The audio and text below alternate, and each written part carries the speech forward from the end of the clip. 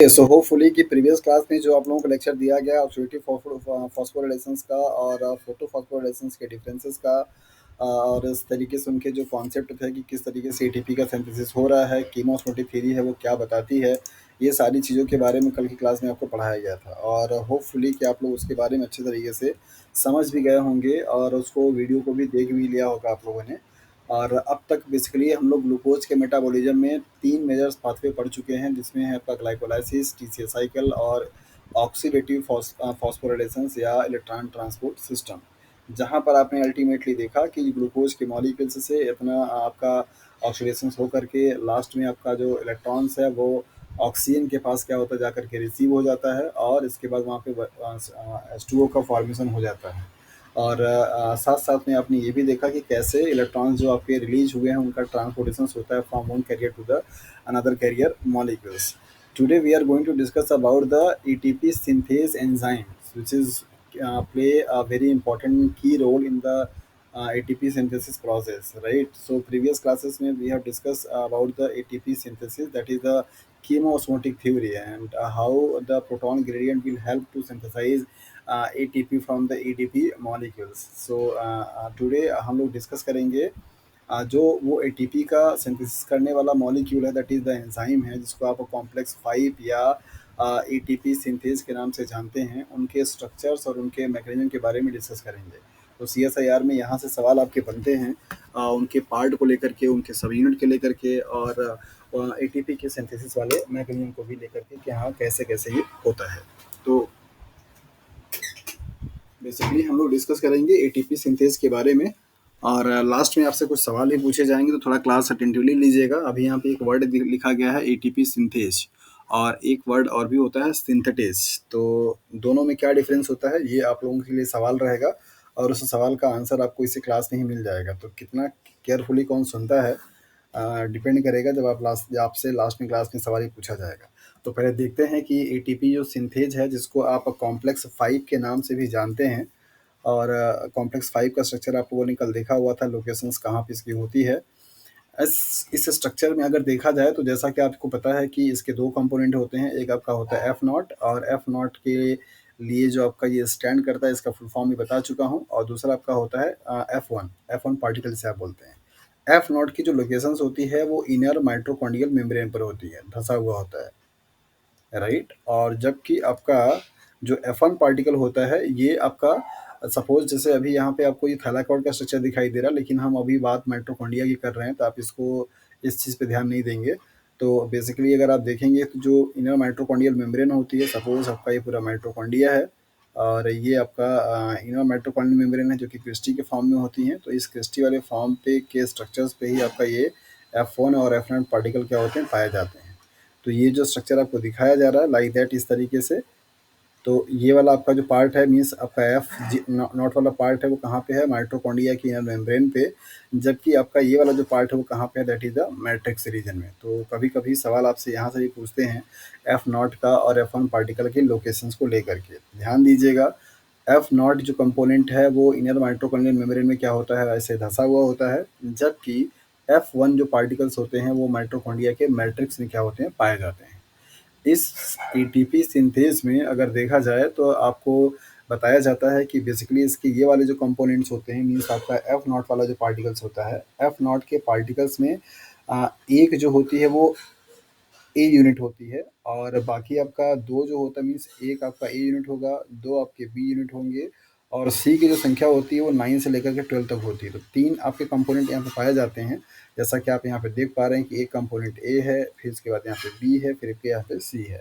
तो F not जो component होता है उस कंपोनेंट में कई सारे सब यूनिट्स पाए जाते हैं, जिसमें एक आपका क्या होगा, ए यूनिट होगा सब यूनिट, और दो क्या होंगे आपके बी सब यूनिट, और 9 से लेकर के 12 तक जो होंगे वो बेसिकली अभी क्या होंगे, सी सब यूनिट के नाम से जाने जाते हैं, राइट। तो इस तरीके से कभी कभी आपसे इनके कंपोनेंट के बारे में ही पूछा जाता है। आप इनको यहाँ पे देख लीजिए कि इनके तीन कंपोनेंट हैं, ए है, बी है, सी है। इनकी सब यूनिट की संख्या कितनी है, 1 है, इनका आपका 2 है, इनका 9 टू क्या है, 12 है। ये आपके जो नंबर्स हैं वो किसके हैं, सब यूनिट के नंबर हैं, किसके, एफ नॉट कंपोनेंट्स के। तो F naught components is located in the inner mitochondrial membrane and have three different subunits, that is A B and C. So A subunit के पास कितना unit है, that is one है, इसके पास to है, इसके पास क्या है 9 to 12 है। अगर हम लोग इसकी बात करें, दैट मीन्स F1 पार्टिकल की अगर हम लोग बात करते हैं, तो ये टोटल आपका 9 सब यूनिट से मिलकर के बना हुआ होता है, जिसमें से आपके थ्री क्या होते हैं, अल्फा होते हैं, थ्री क्या होते हैं, आपके बीटा होते हैं, और इसके बाद आपका एक क्या होगा, गामा होगा, और एक आपका क्या होगा, ईटा होगा, और एक क्या होगा आपका डेल्टा होगा, राइट। तो इस तरीके से इनका नंबर होता है, एक गामा हो गया, फिर एक डेल्टा हो गया, और एक ईटा हो गया। तो तीन तीन छः और तीन नौ। तो टोटल इसका यूनिट अगर आपको देखा जाएगा तो कितना है आपका, 9 सब यूनिट है। कितने हैं, 9 सब यूनिट। और इन 9 सब यूनिट का जो डिस्ट्रीब्यूशन है कैसा है, तीन आपके क्या होंगे, अल्फा वाले होंगे, तीन क्या होंगे आपके बीटा वाले होंगे, एक आपका गामा, दूसरा डेल्टा, फिर ईटा। तो gamma, delta, eta, alpha and beta. तो आपसे कभी कभी एग्जाम्स में F1 पार्टिकल के सब यूनिट के नंबर के साथ में नेम दे करके आपको कॉम्बिनेशन पूछता है कि क्या आपका सही है। तो याद रखिएगा, टोटल जो नंबर है वो कितना है, 9 है।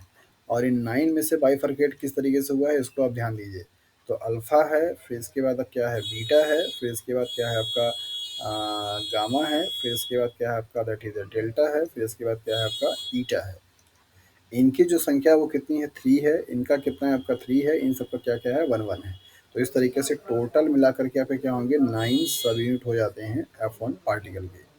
ये F1 पार्टिकल और F0 पार्टिकल ये दोनों ही कंबाइंड होकर के बनाते क्या हैं, एटीपी सिंथेज।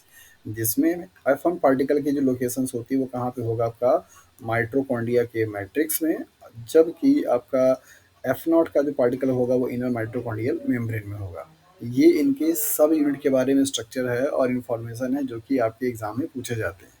तो इनको थोड़ा ध्यान से समझ लीजिएगा। F1 जो पार्टिकल हैं वो टोटल 9 सब यूनिट से मिलकर के बने होते हैं, अल्फ़ा, बीटा, गामा, डेल्टा, ईटा।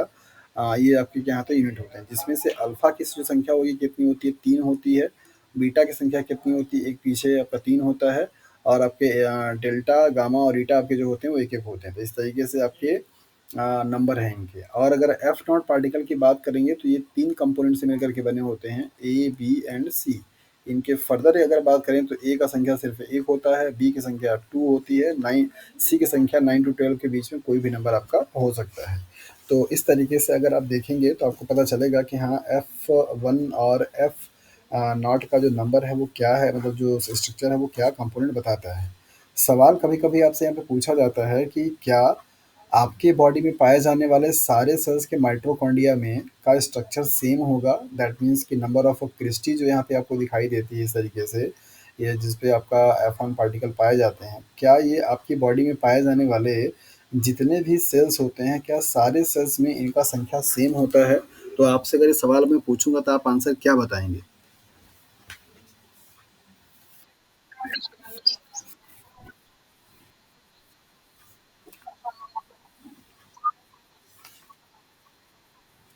हम्म। ओके। और चलिए, अगर मैं आपको इस क्वेश्चंस को थोड़ा सा और एक शेप दे देता हूँ। मान लीजिए मैं आपको यहाँ पे दे दूँ कि आपसे सवाल पूछा जाए कि सपोज मान लीजिए यहाँ पे आपके पास क्या है, लीवर सेल्स है, क्या है, लीवर सेल्स है। इसके बाद आपके पास हार्ट सेल्स है। इसके बाद आपके पास स्टमक की सेल्स है। इसके बाद आपके पास क्या है, इंटेस्टाइन की सेल्स है। अगर इन चारों में से अगर आपसे बात किया जाए कि माइटोकॉन्ड्रिया जो है आपका, उनमें से सबसे ज़्यादा या सबसे कम नंबर ऑफ क्रिस्टी किसमें पाए जाएंगे, तो आपको क्या आंसर समझ में आया, मतलब क्या इसमें कोई डिफरेंसेस दिखेंगे या सब में सेम होगा। वंदना ने बताया कि डिपेंड करेगा कि सर वो सेल। हाँ, हार्ट सेल्स की ज़्यादा होगी, वेरी गुड। का क्यों।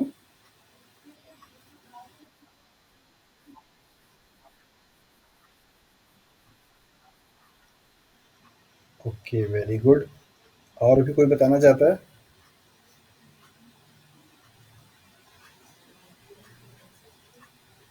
क्या ये सवाल सबको समझ में आ रहा है जो मैं पूछ रहा हूँ अभी। मेरा सवाल सिर्फ इतना है कि ये जो माइटोकॉन्ड्रिया पे के इनर मेम्ब्रेन पे पाए जाने वाले जो क्रिस्टी होते हैं, लाइक दैट, इस तरीके से, क्या मतलब ये वाले जो स्ट्रक्चर आपको दिखाई दे रहे हैं ये क्रिस्टी का नंबर क्या आपकी बॉडी में जितने भी डिफरेंट काइंड के सेल्स हैं क्या सारे सेल्स में एक जैसा क्रिस्टी पाया जाता है या इनमें कुछ वेरिएशंस होती हैं?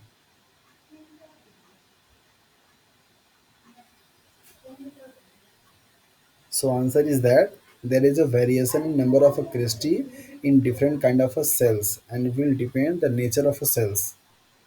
जैसा कि अभी वंदना पहले बता रही थी कि डिपेंड करेगा तो डेफिनेटली अभी अमित ने भी आंसर दिया कि हार्ट सेल्स को ज़्यादा पंपिंग की ज़रूरत होती है, कंटिन्यूसली वो चलता रहता है, उसको एटीपी की ज़रूरत ज़्यादा होती है, राइट? तो ये बात एकदम एग्जैक्टली सही है दोनों लोगों का कि माइट्रोकॉन्ड्रिया पे जो क्रिस्टी पाया जा रहा है वो क्रिस्टी सभी में एक जैसा नहीं होता है, वो वेरी करता रहता है depending upon the nature of a sales.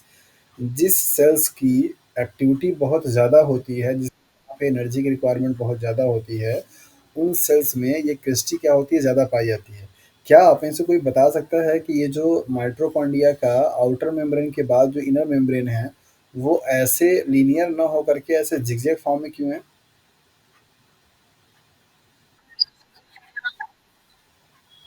Very good. Surface area को बढ़ाने तो सरफेस एरिया बढ़ाने के लिए है और जो मैं अभी क्वेश्चन आपसे पूछ रहा हूँ क्रिस्टी का जो नंबर है मतलब यही आप फोल्डिंग को ही क्रिस्टी बोलते हैं। तो ये जो क्रिस्टी का नंबर अगर आपका बढ़ेगा इसका मतलब क्या होगा सरफेस एरिया बढ़ेगा और जितना ज़्यादा सरफेस एरिया बढ़ेगा उतना उस पार्टिकल मतलब उस क्रिस्टी पे नंबर ऑफ F1 जो मतलब जो एटीपी सिंथेज है वो क्या होंगे पाए जाएंगे। Got it? जितना ज़्यादा आपका ये नंबर ऑफ क्रिस्टीज़ होंगी, फोल्डिंग्स होंगी, उतना ज़्यादा इनके सरफेस पे क्या होगा एफ वन पार्टिकल पाए जाएँगे और जितना ज़्यादा आपका एफ वन पार्टिकल पाया जाएगा, उतने अच्छे से आपका एटीपी क्या होगी सिंथेसिस होगी। So basically the concept behind it that is the cells which are going to utilize more and more ATP for their activity। किसी का माइक मेरे ख्याल से ऑन हो गया है।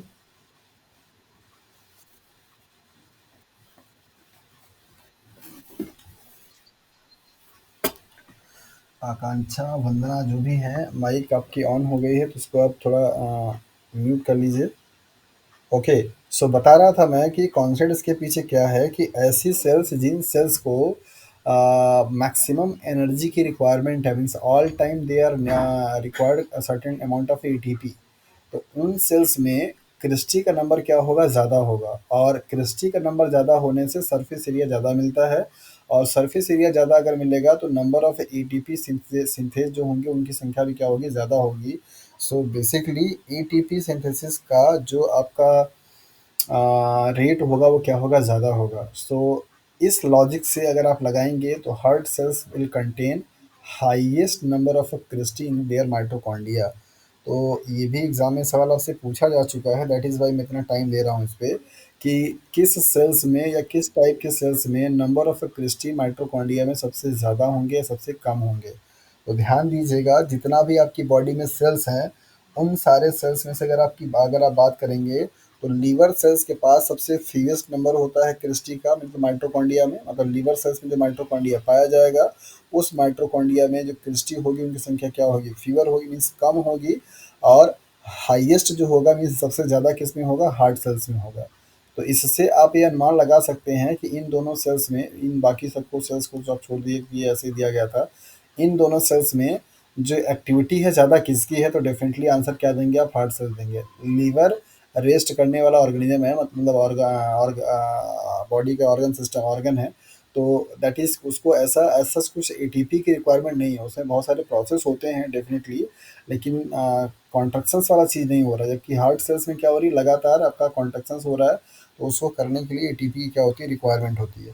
तो हम लोग यहाँ पे समझ सकते हैं कि जो नंबर ऑफ क्रिस्टी होगी माइटोकॉन्ड्रिया में वो डिपेंड करेगा नेचर ऑफ सेल्स पे और आपकी पूरे बॉडी में हार्ट सेल्स ऐसी है जिसपे से हाईएस्ट नंबर ऑफ क्रिस्टी पाई जाती है, लीवर सेल्स ऐसी हैं जिसपे क्या होता है आपका लोएस्ट नंबर ऑफ क्रिस्टी पाई जाती है उसके माइटोकॉन्ड्रिया में। सो इस स्लाइड में आप लोगों ने देखा कि एटीपी सिंथेस क्या है, एक ऐसा एंजाइम है जो कि प्रोटॉन ग्रेडियंट के एनर्जी को यूटिलाइज करके साइटोसॉलिक फेज पे पाए जाने वाले जो आपके एडीपी होते हैं उनसे मिला कर क्या बनाता है एटीपी बनाता है और इस एंजाइम के दो कंपोनेंट्स होते हैं, एक एफ नॉट कंपोनेंट, एक F one component. F not में आपको जो ओ दिखाई दे रहा है ये एक एंटीबायोटिक है जिसका नाम है दैट इज़ द ओलिगोमाइसिन। तो ओलिगोमाइसिन ये सेंसिटिव होता है, मतलब अगर आपने किसी सेल्स में ओलिगोमाइसिन डाल दिया हुआ है तो ये आकर के इस कंपोनेंट को ब्लॉक कर देता है, जिसकी वजह से आपका जो एटीपी सिंथेसिस होती है वो क्या होती है, रुक जाती है। एफ वन पार्टिकल आप इसको इसके बेसिस देते हैं, दैट इज़ ये ज़ीरो है तो ये वन बोल देते हैं आप। तो एफ वन जो पार्टिकल होगा वो आपका माइटोकॉन्ड्रिया के मैट्रिक्स में पाया जाता है, रीजन की तरफ होता है, जबकि आपका F not particle inner membrane पे इमिटेड होता है। एफ वन पार्टिकल्स के बेसिकली अगर देखे जाएँ तो टोटल सब यूनिट जो हैं कितने हैं, 1 हैं, 2, 3, 4, 5 क्या आपके डिफरेंट सब यूनिट्स हैं, 5 डिफरेंट सब यूनिट्स। और इन 5 सब यूनिट में से आपके 2 यूनिट ऐसे हैं जिनके पास 3-3 कॉपीज़ है, तो अल्फ़ा और बीटा के 3-3 है, बाकी आपका डेल्टा, गामा, डेल्टा और ईटा एक-एक यूनिट में पाए जाते हैं। इनके लिए भी आपको ये चीज़ बता दी गई। तो होपफुली इनके सारे कंपोनेंट्स के बारे में आपको आइडिया लग गया होगा, इनके लोकेशंस के बारे में और इनके दैट इज़ द ओरिएंटेशंस के बारे में। और ये यहाँ से सवाल आपके बनते हैं, दैट इज़ व्हाई मैंने आपको इतना टाइम देकर के इसको समझाया है। अब हम लोग यहाँ पे देखेंगे कि जो आपका ये वाला कंपोनेंट है मीन्स दिस वन, जहाँ पे मेन आपका एटीपी का क्या हो रहा है, सिंथेसिस हो रहा है। इसको अगर देखा जाए तो यहाँ पे एक मॉडल दिया गया था और इस मॉडल के अकॉर्डिंग आपको ये बताया जाता है कि हाँ किस तरीके से एटीपी मॉलिक्यूल की सिंथेसिस होती है आपका एटीपी सिंथेस के एफ वन पार्टिकल में, मतलब एफ वन कंपोनेंट में। उसके लिए सबसे ज़्यादा जो एक्सेप्ट किए जाने वाला आपका मॉडल था उसको आप बोलते हैं that is the binding change mechanism. क्या बोलते हैं, बाइंडिंग चेंज मैकेनिज्म। इस रूल के अकॉर्डिंग ये बताया जाता है कि ये जो इनके अल्फ़ा बीटा तरीके से आपको यूनिट दिखाई दे रहे हैं, ये प्रोटॉन का जब आपका फ्लो होता है इनसाइड से आउटसाइड की तरफ, तो वहाँ पे जो प्रोटॉन मोटिव फोर्स होते हैं उनकी वजह से जस्ट लाइक व्हील ये क्या करता है, रोटेट करता है। मतलब कि इनका जो लोकेशन, मतलब जो उनका ओरिएंटेशन होता है जस्ट लाइक व्हील क्या करेगा, रोटेट करेगा। और रोटेशंस की वजह से इनकी कन्फर्मेशन में क्या आते हैं, चेंजेस आते हैं। तो नॉर्मली आपको बताया जाता है कि जब प्रोटॉन का ट्रांसलोकेशन होना शुरू होता है that is the inner membrane inter membranes space से, तो एफ नॉट जो पार्टिकल्स होता है वो एक तरीके से क्या होता है, रोटेट होता है। और उनमें से उनका जो रोटेशन होगा वो क्या करेगा, जो एफ वन पार्टिकल का जो दैट इज़ द गामा वाला सब यूनिट होता है उनको फिर से उनका कन्फर्मेशन क्या करता है, चेंज करता है, मतलब उनके रोटेशंस को हेल्प करता है, जिसकी रोटेशन की वजह से कन्फर्मेशनल चेंजेस आते हैं आपके एफ वन पार्टिकल के बीटा वाले सब यूनिट्स में। और ये वाला बीटा वाला सब यूनिट आपका जब चेंज होता है तब जाकर के वो मॉलिक्यूल्स को बाइंड करेगा एडीपी वाले को, और उसके साथ में फिर एटीपी का क्या होगा, सिंथेसिस होगा। तो इससे कॉन्सेप्ट आपको क्या समझ में आया कि जब आपका यहाँ पे प्रोटॉन यहाँ से रिलीज हो रहा होता है तो जो आपके एफ नॉट पार्टिकल्स के पार्ट होते हैं वो क्या करते हैं, एक फोर्स जनरेट करते हैं रोटेट करने की वजह से।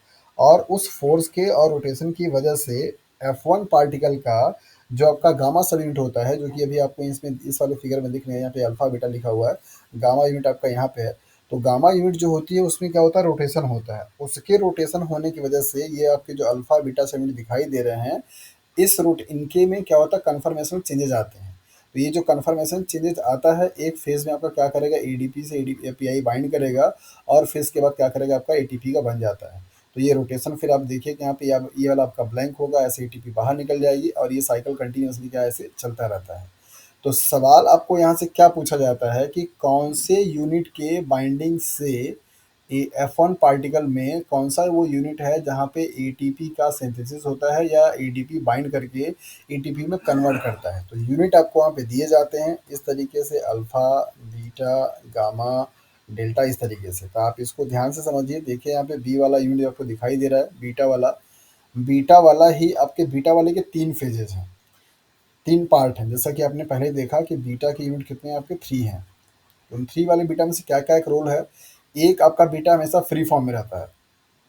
दूसरा वाला बीटा आपका क्या है, एडीपी से बाइंड किया रहता है। तीसरा वाला बीटा में जब ये कन्फर्मेशन चेंज होगा तो एटीपी क्या करेगा, बना देगा। तो अगर हम इनिशियली यहाँ से स्टार्ट करें नंबर फर्स्ट फेज पे, तो जो आपका एडीपी है मतलब कि जब आपने प्रोटॉन आपका क्या हुआ, मूव करना शुरू हुआ, तो उसके रोटेशन से जो आपका गामा वाला आपका यूनिट जो रोटेट कन्फर्मेशन चेंज लाया हुआ है, उसकी वजह से आप यहाँ पे देखें स्टार्ट नंबर फर्स्ट से कि एक जो आपकी सब यूनिट है वो एडीपी से क्या किया हुआ, बाइंड किया हुआ है पीआई के साथ में।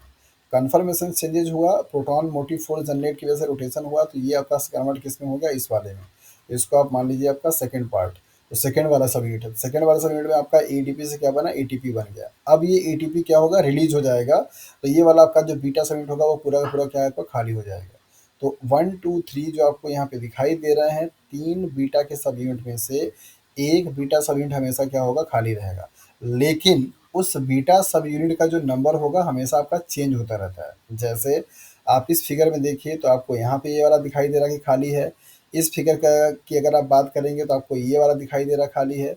इस फिगर की बात करेंगे तो आपको दिखाई दे रहा है ये वाला खाली है। तो मतलब ये जो एटीपी को रिलीज करके ब्लैंक होने वाला जो कॉन्सेप्ट है वो एक रोटेटरी मोशन में काम करता है, मतलब रोटेट होता रहता है कि हाँ अब ये वाला किया तब ये वाला करेगा, अब ये वाला किया तब ये वाला करेगा। तो इस तरीके से जो बाइंडिंग चेंज मैकेनिज्म है वो एक्सप्लेन करता है कि F1 पार्टिकल में पाए जाने वाले जो सब यूनिट्स होते हैं उनमें से बीटा सब यूनिट वो है जो कि बाइंडिंग एफिनिटी क्या करती है, रखती है, और उसके बाइंडिंग होने से आपका एटीपी का क्या होता है, सिंथेसिस होता है। So this is the actual ultra molecular level and structure of ATP synthase, जहाँ पे आप ये समझ सकते हैं कि कौन कौन से उसके सब यूनिट हैं और किस सब यूनिट से आपका एटीपी का एग्जैक्टली सिंथेसिस हो रहा है। लोअर क्लासेस में आप लोग सिर्फ माइटोकॉन्ड्रिया में पढ़ करके आए हैं कि आपका एटीपी सिंथेस एक एंजाइम है जो कि एटीपी को बना देता है। तो आपने बोलो ये डायग्राम खूब अच्छे तरीके से बनाया है माइटोकॉन्ड्रिया के मेम्ब्रेन को दिखा करके कि माइटोकॉन्ड्रिया का मेम्ब्रेन है, ये पूरा आपका क्या है, एफ पार्टिकल है। आपको यहाँ पे ऐसे ये दिखाई देता है कि आपका ये F1 पार्टिकल है। तो ये जो F1 और F0 पार्टिकल है उनके बारे में आपको ये डिटेल स्ट्रक्चर यहाँ पे दिया गया। ये जो पूरा फिगर है, ये फिगर आपको क्या बताता है, binding change mechanism of ATP synthesis, जो कि बहुत ज़्यादा वाइडली क्या हुई थी, एक्सेप्ट हुई थी, और जिसके थ्रू ये बताया जाता है कि आपके F1 जो कंपोनेंट्स होते हैं उनके जो सब यूनिट्स होते हैं उनका कैसे कन्फर्मेशन चेंज होता है by the proton motive force. जब आपका इंटर मेम्ब्रेनस स्पेस से आउटर की तरफ लीक करना शुरू होता है तो वहाँ पे फोर्स जनरेट होता है जो कि उसको रोटेट करता है, और उसके रोटेशन की वजह से कन्फर्मेशन चेंजेस आते हैं, तब जाकर के पूरी प्रोसेस क्या होती है, हैपेंस होती है। तो इसको अच्छे से स्ट्रक्चर्स को आप लोग देख लीजिए और समझ लीजिए कि क्या यहाँ पे फिनोमेना हो रहा है। बाकी इनके यूनिट के बारे में पहले भी आपको बता दिया हूँ। So this is all about the concept of ATP synthase and how it help and it generate ATP from previously present ADP in the cytosolic region। तो अगर किसी के पास इस कॉन्सेप्ट को समझने में कहीं कोई डाउट है, कहीं कुछ प्रॉब्लम है, तो वो आसानी से अपने डाउट्स को, प्रॉब्लम को पूछ सकता है।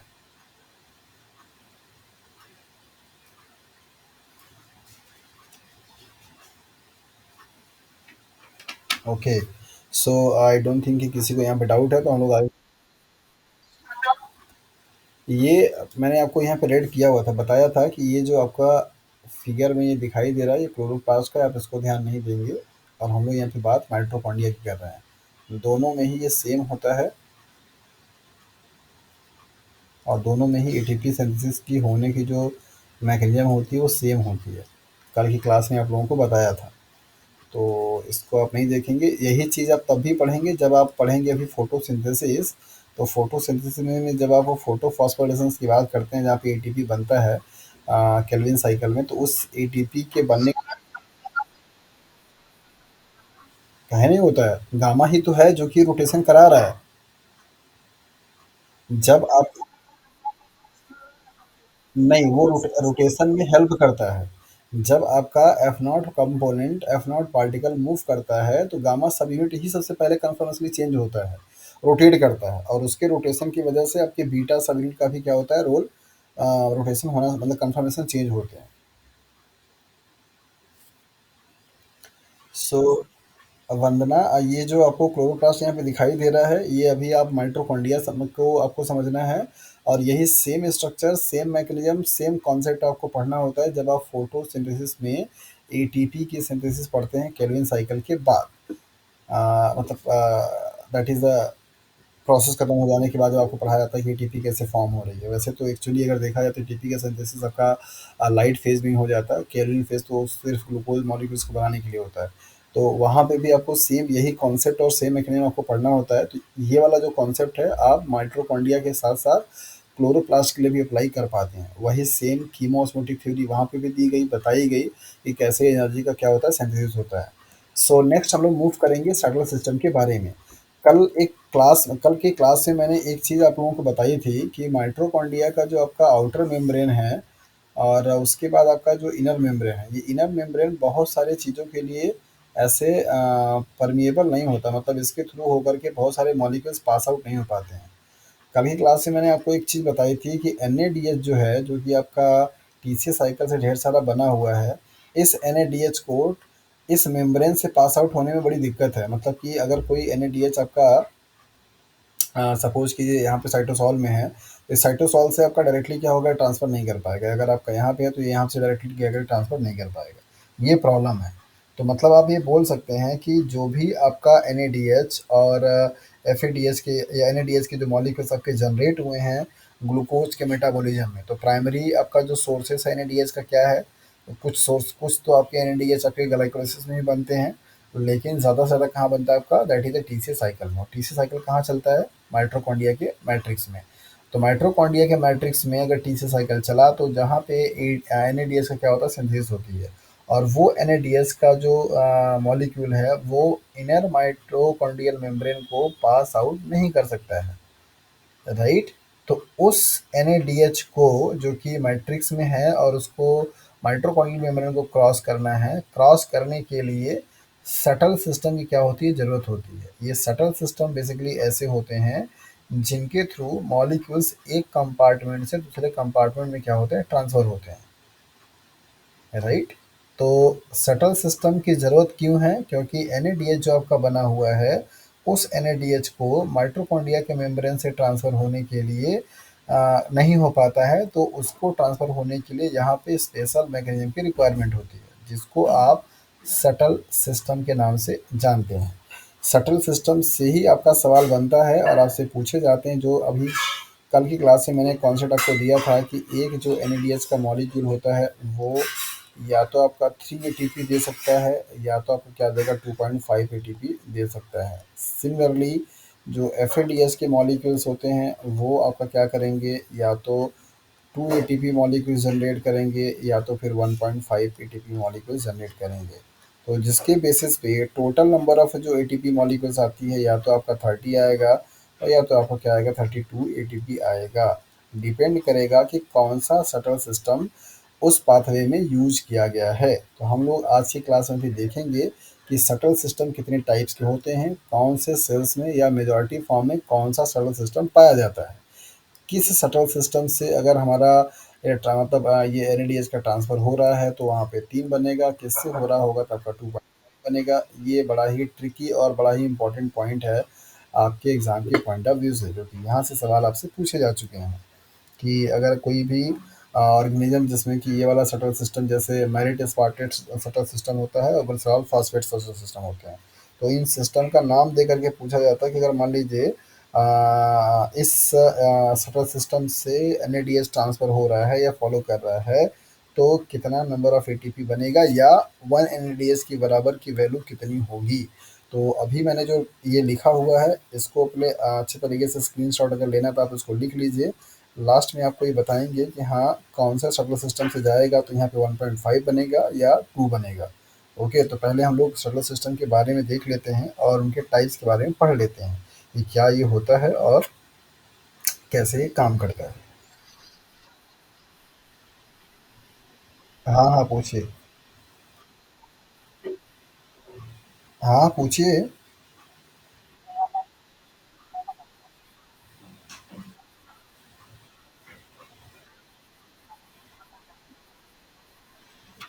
देखिए, एन का ट्रांसफ़र होना ज़रूरी इसलिए हो जाता है क्योंकि एन देखिए जो माइटोकॉन्ड्रिया के मैट्रिक्स में हैं उन माइटोकॉन्ड्रिया के एन को तो बाहर जाने की ज़रूरत है नहीं, क्योंकि माइटोकॉन्ड्रिया का जो इनर मेम्ब्रेन होता है वहीं पे आपका चलता क्या है, that is the TCA cycle, sorry electron transport system.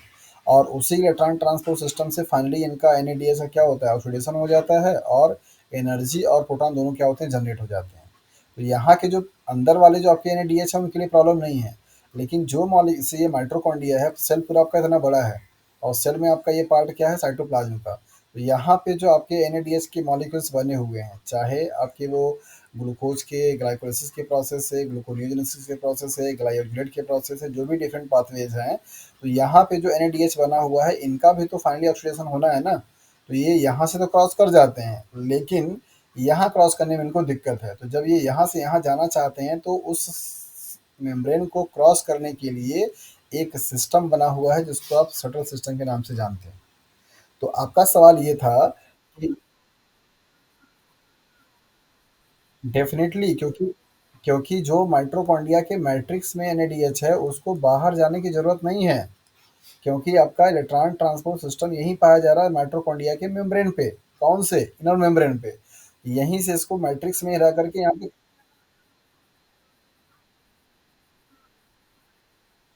नहीं नहीं देखिए अभी भी listen listen listen listen just a minute. यहाँ पे अभी भी दोनों एरो बने हुए हैं। मैंने ये बताया था कि सर्कुलर सिस्टम की जरूरत क्यों है।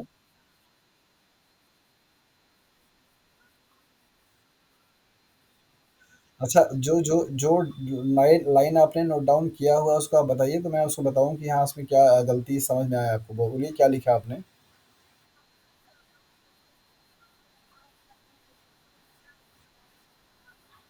नहीं नहीं, ऐसा नहीं है, एन को पास आउट होने के लिए सटल सिस्टम है, टीसीएस साइकिल के दौरान नहीं। एन को, क्योंकि इनर माइट्रोकॉन्ड्रियल मेम्ब्रेन जो है वो एन के लिए उसके पास कोई भी ट्रांसपोर्टर सिस्टम नहीं है। तो एन कोई किसी मॉलिक्यूल्स के थ्रू जा सकता है, टीसीएस साइकिल नहीं। एन को पास आउट होने के लिए सटल सिस्टम है। ठीक है, सटल सिस्टम की जरूरत एन को पास पास आउट कराने के लिए किससे? थ्रू इनर माइटोकॉन्ड्रियल मेम्ब्रेन से। अब वो एन आपका ग्लाइकोलिसिस से हो सकता है, ग्लाइऑक्सिलेट साइकिल से हो सकता है, पीपीपी से हो सकता है, किसी से भी बन सकता है। इन सारे प्रोसेसेस में एन जो बन रहे हैं उन एन का इलेक्ट्रॉन ट्रांसपोर्ट सिस्टम में पार्टिसिपेट करने के लिए उनको माइटोकॉन्ड्रिया के मैट्रिक्स में आना है। तो माइटोकॉन्ड्रिया के मैट्रिक्स में आने के लिए उनको इनर माइटोकॉन्ड्रियल मेम्ब्रेन को क्रॉस करना पड़ेगा। ऐसा करने के लिए एन अगर है तो नहीं कर पाएगा। That is why there is a need of a shuttle system. तो जो आपने वहाँ पे टीसीएस साइकिल लिख रखा है उसको कट कर दीजिए, सिर्फ लिखिए कि शटल सिस्टम।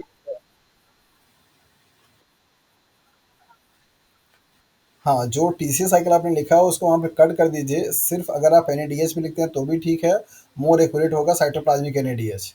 और वो साइटोप्लाज्मिक एनएडीएच का पुल जो होगा वो कुछ भी हो सकता है, ग्लाइकोलाइटिक पाथवे हो सकता है, ग्लूकोनियोजेनेसिस हो सकता है, या जो भी है। अभी करेक्शन कर लिया आपने। हाँ, तो होपफुली कि ये समझ में आ गया होगा कि शटल सिस्टम की रिक्वायरमेंट क्यों है और क्या चीज़ है ये। तो अभी हम लोग देखेंगे यहाँ पे कि शटल सिस्टम क्या है और किस तरीके से आपका ये काम करता है। ये फिगर और ये फिगर दोनों आपको बताते हैं।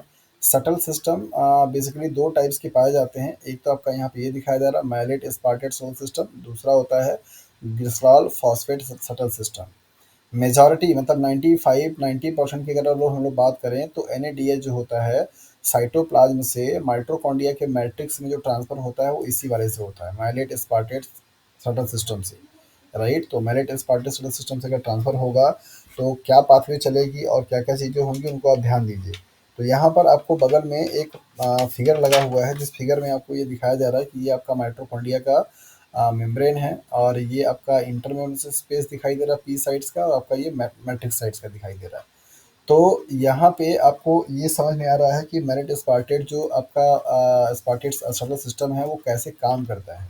जो कोई मॉलिक्यूल्स आपका एन मतलब कि टीसीएस साइकिल के ग्लाइकोलाइसिस साइकिल के दौरान जो आपका बना हुआ है एन उस एन का मॉलिक्यूल्स का आपको आना कहाँ पे है, दैट इज़ द मैट्रिक्स में। तो उसमें आपका क्या होता है कि जो आपका साइटोसॉलिक एन है उस एन को किसके थ्रू आएगा। तो साइटोसॉल में पाए जाने वाले जो ऑक्जेलोएसीटेट के मॉलिक्यूल्स होते हैं वो ऑक्जेलोएसीटेट मॉलिक्यूल्स पहले कन्वर्ट किस में होंगे, माइलेट में होंगे। किस में कन्वर्ट होंगे, माइलेट में। जैसे यहाँ पे आप देखिए कि ये आपका क्या है, यहाँ पे ऑक्जेलोसिटेट एक यहाँ पे ये है, और दूसरा आपका ऑक्जेलोसिटेट मॉलिक्यूल्स आपका यहाँ पे ये है। ओके,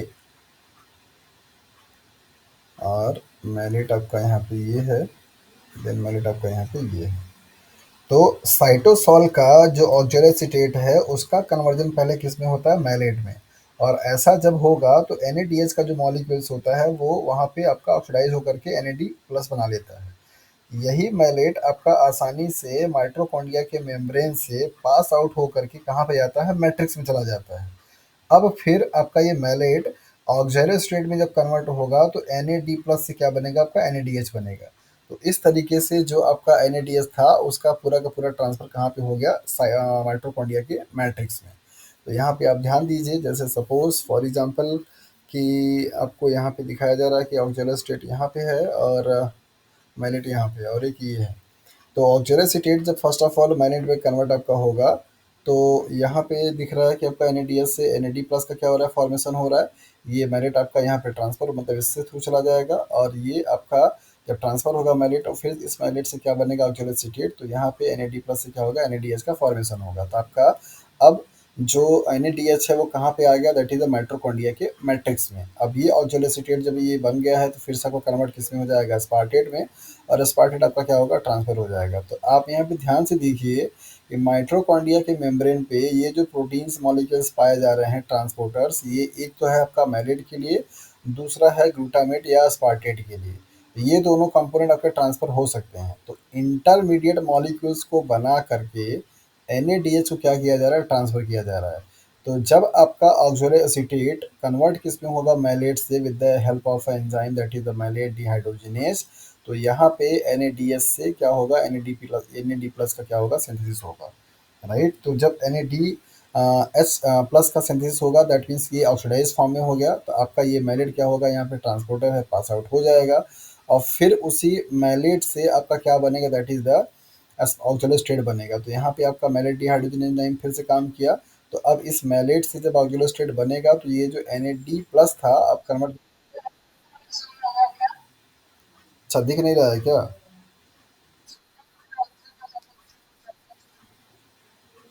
अच्छा, अब देखिए,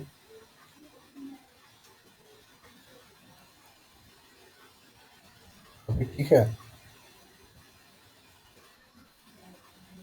चलिए ये पॉइंट पे ध्यान दीजिए, नंबर वन आपको यहाँ पे दिखाई दे रहा है। अच्छा, जूम होने वाले पे मार्कर काम नहीं करेगा, तो एनीवे यहाँ पे आप ध्यान दीजिए, जो ये दिख रहा है, जूम हो जाएंगे। अच्छा ठीक है। फर्स्ट पॉइंट आपका यहाँ पे है, ये आपका साइटोसोलिक क्या है, दैट इज मतलब कि NADH को ट्रांसफर करना है। तो उसके लिए आपका ये ऑक्जेलो स्टेट जो कि प्रोसेस में बनता है, ये बना हुआ है यहाँ पे। ये ऑक्जेलो state first of all convert किस में होगा, मैलेट में। ऐसा कन्वर्जन होने के टाइम पे जो आपका साइटोसोल में NADH है वो कन्वर्ट किस में हो जाता है, ऑक्सीडाइज फॉर्म में, that is the NAD plus में। अब ये मैलेट के लिए यहाँ पे ट्रांसपोर्टर प्रोटीन पाए जाते हैं। ये मैलेट आपका इनर माइटोकॉन्ड्रियल मेम्ब्रेन से क्रॉस होकर कहाँ पे चला जाता है, मैट्रिक्स से पहुंच जाता है। जब ये मैलेट आपका यहाँ पे पहुँच जाएगा तो फिर से इस मैलेट का कन्वर्जन किस में होता है, ऑक्सोलो एसीटेट में हो जाता है। तो ऑक्सोलो एसीटेट जब आपका यहाँ पे बनेगा तो इस NAD प्लस जो कि ऑक्सीडाइज फॉर्म था, इससे कन्वर्ट किस में हो जाएगा, आपका रिड्यूस फॉर्म में, that is the NADS form में। तो इस तरीके से यहाँ जो आपका NADS था अब आपका कहाँ पे आ गया, माइटोकॉन्ड्रिया के मैट्रिक्स में, with the help of a conversion of malate and oxaloacetate by the malate dehydrogenase enzyme. आपका ये ऑक्सोलो एसीटेट फिर से कन्वर्ट किस में हो जाएगा, स्पार्टेट में, और स्पार्टेट आपका क्या होगा, ट्रांसफर हो जाएगा। तो मैलेट और स्पार्टेट ये दो मॉलिक्यूल्स हैं जो कि ट्रांसपोर्ट कराने में हेल्प करते हैं। दैट इज़ वाई ऐसे सिस्टम को आप मैलेट स्पार्टेट सटल सिस्टम के नाम से जानते हैं। और इसके थ्रू आपका जो NADH मॉलिक्यूल्स है वो इस इंटरमीडिएट मॉलिक्यूल्स के थ्रू साइटोसॉल्स से माइटोकॉन्ड्रिया के मैट्रिक्स में क्या होता है, पहुंच जाता है। समझ आया? तो ऐसे सिस्टम को बेसिकली आप मैलेट स्पार्टेट शटल सिस्टम के नाम से जानते हैं। और ये प्राइमरी आपका कह सकते हैं सोर्स होता है NADH के फॉर्मेशन का, दैट इज NADH को ट्रांसपोर्ट करने का माइटोकॉन्ड्रिया के मैट्रिक्स में सबसे प्रिंसिपल मैकेनिज्म है। मतलब मेजॉरिटी केसेस में आपका जो NADH ट्रांसफर होगा वो इसी के थ्रू होगा, इस प्रोसेस के थ्रू, मैलेट स्पार्टेट के थ्रू। और अगर आपका मैलेट स्पार्टेट का सिस्टम ऑन होता है और ये शटल सिस्टम अगर काम करता है तो वहाँ पे जो एटीपी की सिंथेसिस होगी वो बेसिकली कितनी होगी एक एफएडीएस से। तो यहाँ पे देख लीजिए, अगर ये मैलेट स्पार्टेट सिस्टम चलता है तो इस सिस्टम में आपका एक एनएडीएच के मॉलिक्यूल से means one NADH molecule NADH molecules will give 2.5 ATP or 1 FADH molecules will give 1.5 ATP। So malate aspartate system के बारे में क्या क्या चीज़ इंपॉर्टेंट है कि ये प्रिंसिपल मैकेनिज्म है साइटोसोलिक एनएडीएच को माइटोकॉन्ड्रिया के मैट्रिक्स में ले जाने के लिए सबसे ज़्यादा परसेंटेज में देखा जाता यही पाया जाता है। यहाँ पे ये दोनों ही मॉलिक्यूल्स बेसिकली इंटरमीडिएट मॉलिक्यूल्स का क्या करते हैं, काम करते हैं। इन दोनों मॉलिक्यूल्स के हेल्प से जो भी साइटोसोलिक आपका क्या है एनएडीएच है वो ट्रांसफ़र कहाँ पे जाता है, माइटोकॉन्ड्रिया के मैट्रिक्स में। ऐसे सिस्टम को बेसिकली आप मैलेट स्पार्टेट शटल सिस्टम के नाम से जानते हैं। नेक्स्ट हमारा जो अगला शटल सिस्टम है जिसको आप बोलते हैं ग्लिसरॉल फॉस्फेट शटल सिस्टम। ये उतना प्राइम नहीं है, दैट मीन्स जिस हिसाब से आपका ये वाला होता है, लेकिन ये भी तरीका मतलब इस तरीके से भी आपका फॉस्फेट क्या होता है मीन्स एनएडीएस क्या होते हैं, ट्रांसफर होते हैं, जिनके लिए आपको मैकेनिज्म यहाँ पे सिंपल फॉर्म में दिखाया जा रहा है कि ये आपका मैट्रिक्स है, ये आपका साइटोसॉल है। तो साइटोसॉल में देखिए कि यहाँ पे डाईहाइड्रोक्सी स्टोन फॉस्फेट ये कंपाउंड कहाँ बना था? हाँ जी, ये वाला ग्लाइकोलाइसिस में प्रोसेस बना था। एक और भी कंपाउंड बनता है ढाप और G3P। तो यहाँ पर आपको दिखाया जा रहा है कि जब साइटोसॉल में ग्लाइकोलाइसिस की प्रोसेस के थ्रू जब आपका ये डाईहाइड्रोक्सी स्टोन फॉस्फेट कन्वर्ट होता है ग्लिसरॉल 3 फॉस्फेट में जीडीपी डिहाइड्रोजनेज के थ्रू, तो यहाँ पे आपका NADH से क्या होता है, NAD+ का फॉर्मेशन होता है, राइट। तो जब ये प्रोसेस आपका उल्टा होगा तो क्या होगा, ये चीज़ें भी उल्टी हो जाएंगी। यहाँ पर आपको यही दिखाया जा रहा है कि जब आपका ये साइटोसॉल से ये आपका बनेगा और माइटोकॉन्ड्रिया के मैट्रिक्स में आपको ये दिखाया जा रहा है कि ये बनेगा आपका। तो यहाँ पे ये जो ग्लिसरॉल फॉस्फेट शटल सिस्टम होता है उसका भी बेसिकली काम यही है कि जो साइटोसॉल में आपके एनएडीएच बने हुए हैं उन एनएडीएच के मॉलिक्यूल्स का ट्रांसफर होगा कहाँ पे, माइटोकॉन्ड्रिया के मैट्रिक्स में। कैसे होगा यहाँ पे आप ध्यान दीजिए। ग्लाइकोलिसिस के प्रोसेस के थ्रू बनने वाले जो एनएडीएच के मॉलिक्यूल्स होते हैं साइटोसॉल के ग्लिसरॉल 3 फॉस्फेट डिहाइड्रोजनेज के एंजाइम के हेल्प से ये NAD+ में कन्वर्ट किए जाते हैं, जो कि प्रोसेस में आपका आ रहा है। तो यहाँ से आपका जो दैट इज़ ढाप होगा उससे कन्वर्ट किस में हो जाएगा, ग्लिसरॉल 3 फॉस्फेट में। ग्लिसरॉल 3 फॉस्फेट का जब कन्वर्जन फिर से आपका क्या होगा, DAP में होगा, तो यहाँ पे आपका FAD मॉलिक्यूल्स क्या होता है, दैट इज़ द कन्वर्ट हो जाता है FADH2 में। अब ये FADH2 मॉलिक्यूल्स आपका इनर माइटोकॉन्ड्रियल मेम्ब्रेन में आकर के यहाँ पे ट्रांसफर हो जाएगा, दैट मीन्स इलेक्ट्रॉन कैरियर जो प्रोटीन्स होते हैं उनमें जाकर के इन्वॉल्व हो जाता है। तो इस तरीके से ग्लिसरॉल फॉस्फेट जो सिस्टम होता है वो आपका NADH के मॉलिक्यूल्स को जो साइटोसॉल में बना हुआ है वो जाके पहुंचाएगा कहाँ पे, दैट इज द माइटोकॉन्ड्रिया के मैट्रिक्स में। ऐसे सिस्टम को ग्लिसरॉल 3 फॉस्फेट शटल सिस्टम के नाम से जाना जाता है, जहाँ पे आपका जो ग्लाइकोलिसिस के प्रोसेस के थ्रू बनने वाले जो NADH के मॉलिक्यूल्स होते हैं वो कुछ एंजाइम के हेल्प से साइक्लिक प्रोसेस होती है, G3P का DHAP में कन्वर्जन होता रहता है और तब जाकर के आपका वहाँ पे क्या होता है, ट्रांसफर होता है। तो ये दोनों सिस्टम चलते रहते हैं और अगर ये सिस्टम चलेगा तो आपका एक NADH से 3 ATP का क्या होगा, सिंथेसिस होगा और एक FADH से 2 ATP का सिंथेसिस होगा। तो अगर सिस्टम ये वाला सेल साइकिल को यूज़ करेगा, मतलब ये वाले शटल सिस्टम को यूज़ करेगा, तो टोटल नंबर ऑफ एटीपी कितने बनेंगे, 32 बनेंगे। इससे पहले वाला यूज़ करेगा तो कितना बनेगा, दैट इज द 30 बनेगा, 30 एटीपी पर ग्लूकोज मॉलिक्यूल्स। कब, जब मैलेट एस्पार्टेट शटल सिस्टम चलेगा तब। और 32 एटीपी बनेगा जब glycerol phosphate system shuttle system चलेगा तब। तो 1 glucose molecule will equal to 30 ATP and 32 ATP। कब कब? 30 ATP तब चलेगा जब मैलेट एस्पार्टेट सिस्टम चलेगा, और ये तब बनेगा जब आपका ग्लिसरॉल फॉस्फेट सिस्टम चलेगा। ये किसके लिए है? एरोबिक रेस्पिरेशंस करने वाले ऑर्गेनिज्म के बारे में, चाहे वो आपका एनिमल हो चाहे वो आपका प्लांट हो। तो एरोबिक रेस्पिरेशन अगर करेगा तो उस एरोबिक रेस्पिरेशंस में एक ग्लूकोज के मॉलिक्यूल्स से फाइनली 32 ATP भी बन सकती है और 30 ATP भी बन सकती है। डिपेंड करेगा कि कौन सा सटल सिस्टम उस ऑर्गेनिज्म ने यूज किया हुआ है। अगर उसमें जी मतलब कि ग्लिसरॉल फॉस्फेट सिस्टम अगर यूज हुआ होगा तो वहाँ पर आपका 32 ATP बनेगा, और जबकि अगर आपका मैलेट स्पार्टेट हुआ रहेगा तो आपका वहाँ पे 30 ATP बनेगा। मैलेट स्पार्टेट जो होगा आपका की प्रिंसिपल मैकेनिज्म है, इस चीज़ को ध्यान दीजिएगा। सवाल मेरा यहाँ पे ये है कि क्या एरोबिक रेस्पिरेशंस करने वाले माइटोकॉन्ड्रिया में भी ये एटीपी के नंबर में वेरिएशंस देखने को मिलेगा, दैट इज 30 और 32? एरोबिक रेस्पिरेशंस करने वाले microbes.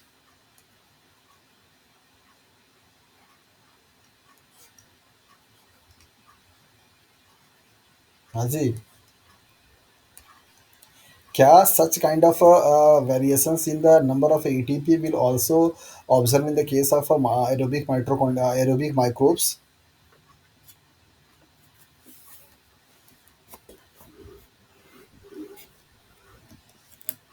Is there also subtle system found in the microbes?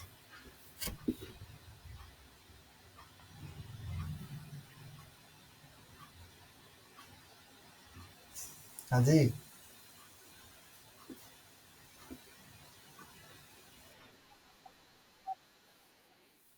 Variations होता है।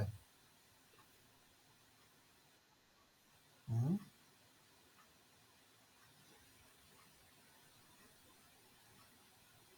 वेरिएशन।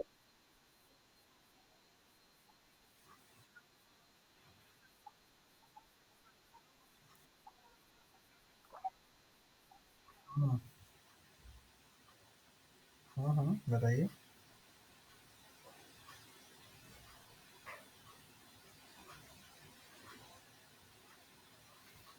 हाँ जी, थोड़ा जल्दी आंसर कीजिए, खाली आप लोग हम वेट करते रहते हैं सवाल पूछ करके।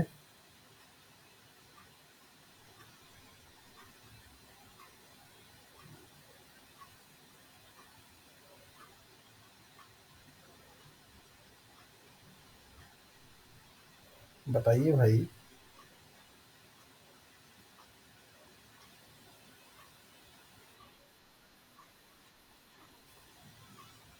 ओके। सो मतलब माइक्रोब्स के केस में माइटोकॉन्ड्रिया पाया जाता है। तो जब माइटोकॉन्ड्रिया अगर नहीं पाया जा रहा तो क्या सोलर सिस्टम का रिक्वायरमेंट होगा?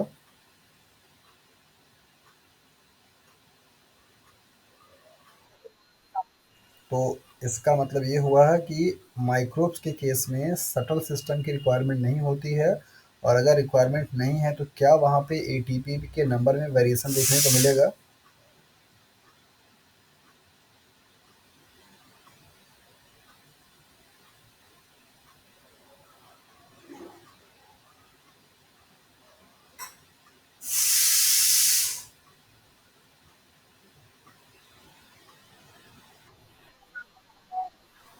हम्म। ओके, सो 3 पॉइंट क्लियर है आपका। नंबर पहला कि माइक्रो से माइटोकॉन्ड्रिया नहीं है तो वहाँ पे शटल सिस्टम की रिक्वायरमेंट नहीं होती है, और शटल सिस्टम अगर नहीं है तो वहाँ पे एटीपी का वेरिएशन देखने को आपको नहीं मिलेगा। तो इसका मतलब ये होता है कि माइटोकॉन्ड्रिया के केस में अगर वो एरोबिक रेस्पिरेशंस करने वाला है तो हमेशा जो वन ग्लूकोज के मॉलिक्यूल्स होते हैं उन ग्लूकोज के मॉलिक्यूल्स की नंबर जो होती है वो हमेशा 32 ATP ही आएगी। 32 ATP ही आएगी। लेकिन अगर आपसे बात किया जाएगा एरोबिक प्लांट या एनिमल के केसेस में तो वहाँ पे 30/32 ATP का ऑप्शन आप लगा करके आएंगे। इस चीज़ को अच्छे तरीके से ध्यान रखिएगा। So for complete oxidation of one glucose molecules in the aerobic respiring organism there are a variations If we are talking about the animal and plant cells, then there the number of ATP will be maybe 30 or 32, depend upon the subtle systems. But in the case of aerobic microbes, the number of ATP will be constant. That is, the fixed means 32 ATP will form because there will be no requirement. हाँ, microbes के case में subtle system नहीं पाया जाएगा, वहाँ पे number of ATPs क्या होंगे आपके,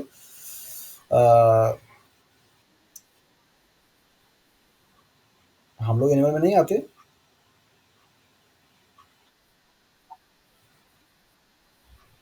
माइक्रोब्स में माइटोकॉन्ड्रिया नहीं होता है और माइटोकॉन्ड्रिया के ही मेम्ब्रेन से ट्रांसफर होने के लिए इतना बड़ा सटल सिस्टम की जरूरत है।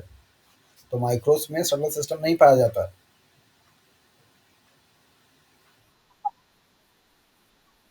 वाह, क्या कहाँ पढ़ लिया आपने कि प्रोकैरियोटिक माइटोकॉन्ड्रिया पाया जाता है अमित? प्रोकैरियोटिक है लेकिन कौन से बुक में आपने पढ़ा कि माइटोकॉन्ड्रिया पाया जाता है प्रोकैरियोटिक सेल्स में? क्या प्रोकैरियोटिक सेल्स में सेल ऑर्गन्स प्रेजेंट होंगे?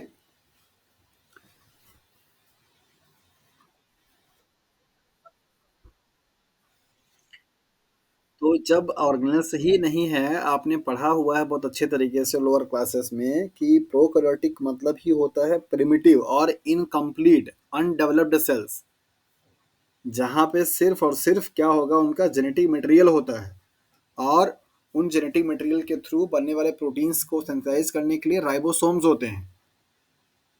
ना वहाँ पे न्यूक्लियस होती है, ना वहाँ पे सेल ऑर्गेनेल्स होते हैं। तो जब माइटोकॉन्ड्रिया ही नहीं है तो फिर शटल सिस्टम की जरूरत क्यों पड़ेगी उसको? समझ आया?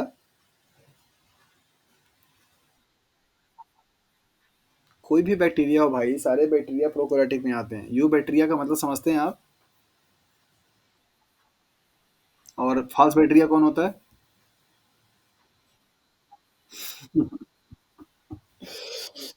बैट प्रोकैरियोटिक के डोमेन्स को दो कैटेगरी में डिवाइड किया गया, आर्की बैक्टीरिया और यू बैक्टीरिया। आर्की जो बैक्टीरिया होते हैं वो एडवर्स कंडीशन में सर्वाइव करने वाले माइक्रोस्पाय होते हैं, और यू बैक्टीरिया जो होते हैं आपके ट्रू बैक्टीरिया के नॉर्मल कंडीशंस पे होते हैं। अब ये यू बैक्टीरिया जो हो सकते हैं आपके, वो फोटो ऑटोट्रॉप हो सकते हैं या हेटरोट्रॉप्स हो सकते हैं। ये एरोबिक भी हो सकते हैं और एनारोबिक भी हो सकते हैं। तो अगर कोई यूकैरियोटिक का मतलब यू बैक्टीरिया जो है, मतलब ट्रू टाइप का बैक्टीरिया, ट्रू टाइप का बैक्टीरिया का मतलब ये नहीं हुआ कि वहाँ पे सारे चीज पाए जाएंगे, है वो बैक्टीरिया ही। यू बैक्टीरिया का नाम दिया गया है जो कि बेसिकली नॉर्मल बैक्टीरिया होते हैं, और आर्के बैक्टीरिया वो होते हैं जो कि कंडीशनल या एडवर्स कंडीशंस में ग्रो करने वाले, जैसे बहुत ही ज़्यादा सलाइन कंडीशन हो, बहुत ज़्यादा हाई टेम्परेचर हो, बहुत ज़्यादा आपका मीथेन वाला कंडीशंस हो। ये सारे कंडीशंस पे जो सर्वाइव करते हैं उनको आप बोलते हैं that is the Archie bacteria. तो वो बैक्टीरिया आपके नॉर्मल बैक्टीरिया नहीं है ना? जबकि हमारी बॉडी में पाए जो जा रहे हैं, जो कि नॉर्मल रूम टेम्परेचर पे सर्वाइव कर रहे हैं, सब जगह पे मिल रहे हैं देखने को, जिनको आप ग्रो करा रहे हैं कल्चर में, प्लेट्स में, उन सब वो सब क्या है, आपके यू बैक्टीरिया है। तो यू बैक्टीरिया आपके दो कैटेगरी में डिवाइड किए सकते हैं, एरोबिक में और एनारोबिक में। तो अगर कोई बैक्टीरिया एरोबिक रेस्पिरेशंस कर रहा है तो वहाँ पे उसको किसी सटल सिस्टम की ज़रूरत नहीं है, क्योंकि माइटोकॉन्ड्रिया ही नहीं है वहाँ पे। तो सटल सिस्टम अगर नहीं होगा तो एटीपी के नंबर में वेरिएशन देखने को नहीं मिलेगा। तो वो नंबर आपका कांस्टेंट होगा और उसका नंबर कितना है, 32। So in the case of prokaryotic aerobic respiration, aerobic microbes, the number of ATP for per glucose molecules will be 32 ATP. जबकि in case of plant and animals, number of ATP will be vary, depends upon the subtle system. It may be either 30 or 32. Clear है? ऐसे नहीं नहीं, वो concept actually, ये जो number of ATPs बताए जाते हैं ना, इनके मतलब जो कन्वेंशन उनके अकॉर्डिंग आपको दिया जाता है। तो जो पुराने लोअर लोअर क्लासेस में बहुत सारी चीज़ें ऐसी हैं जिनको आपको वहाँ पे समझाना मुश्किल होता है। तो जैसे अभी आप यहाँ पे समझ पाएँ कि जो कैलकुलेशन हो रहा है वो 1.25 के 1.5 के हिसाब से, 2.5 के हिसाब से करेंगे तब आएगा आपका। अभी आप खुद ही काउंट कर लेंगे आगे चल करके कि नंबर ऑफ एटीपी जो 36 या 32 38 पढ़ते थे, वो लोअर क्लासेस के मैटर थे, वो सही। अभी आगे चल पढ़ेंगे तो आपको तब पता चलेगा कि हाँ वो सही चीज़ नहीं थी, क्योंकि वहाँ पे जो कन्वेंशन था। वहाँ पे आप हमेशा 3 को मान करके चलते हैं, ठीक है? हाँ, तो ये आपको और ये सारी चीज़ें आपको वहाँ पे उस लेवल पे नहीं समझाई जा सकती है ना, अभी आप उस लेवल पे हैं कि आपको कुछ भी चीज़ समझाया जाएगा तो आप समझ पाएँगे। आप यूजी के बच्चे को अगर आप ये एटीपी के सिंथेसिस का पूरा स्ट्रक्चर बताएँगे ना अल्फ़ा, बीटा, गामा तो या तो मुँह बना करके नीचे कर लेगा या तो फिर मन ही मन गुस्साएगा कि सर या तो आप पागल हैं और हम वो करना चाह रहे हैं, आप चले ही जाइए यहाँ से। तो उनके पास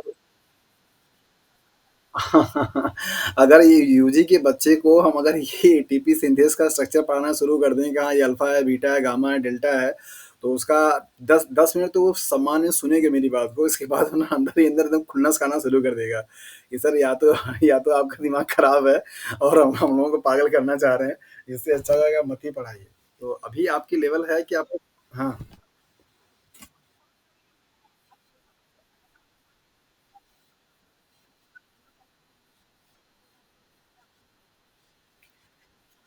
सिस्टम काम करने के लिए होता है साइटोसोल में जो NADH और NAD+ का रेशियो होता है।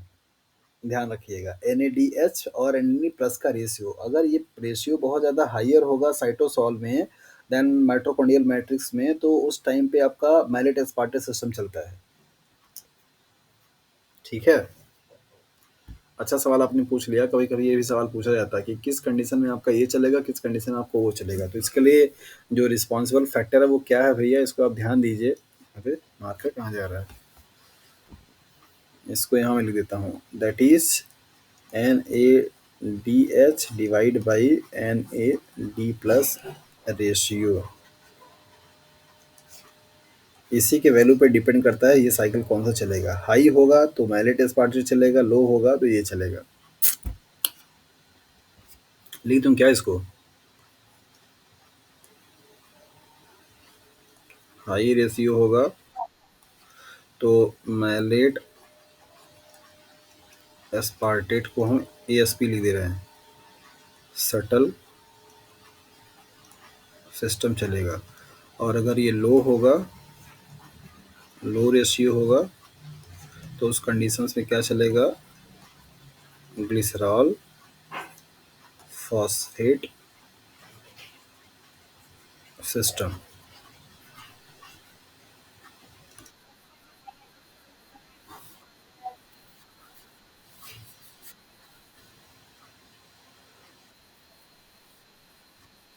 हाँ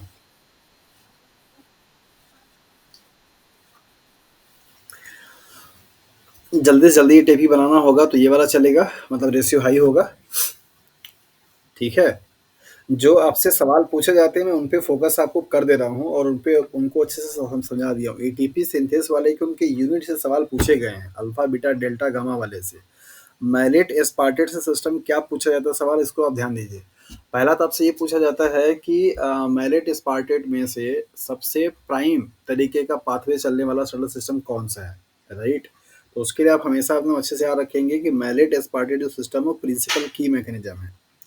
दूसरा आपसे सवाल ये पूछा जाता है कि NADH का और FADH की जो वैल्यू है इस वाले किस वाले सटर सिस्टम में चलेगा तो कितना बनेगा मतलब ये वैल्यू जो होती है वो पूछा जाता है। तो यहाँ से पॉसिबल सवाल आपके ये बनते हैं या कभी कभी ऐसे ICR के एग्जाम में तो ये सवाल सिर्फ आपसे यही पूछा सकता है कि सटल सिस्टम क्या है क्या करता है ये।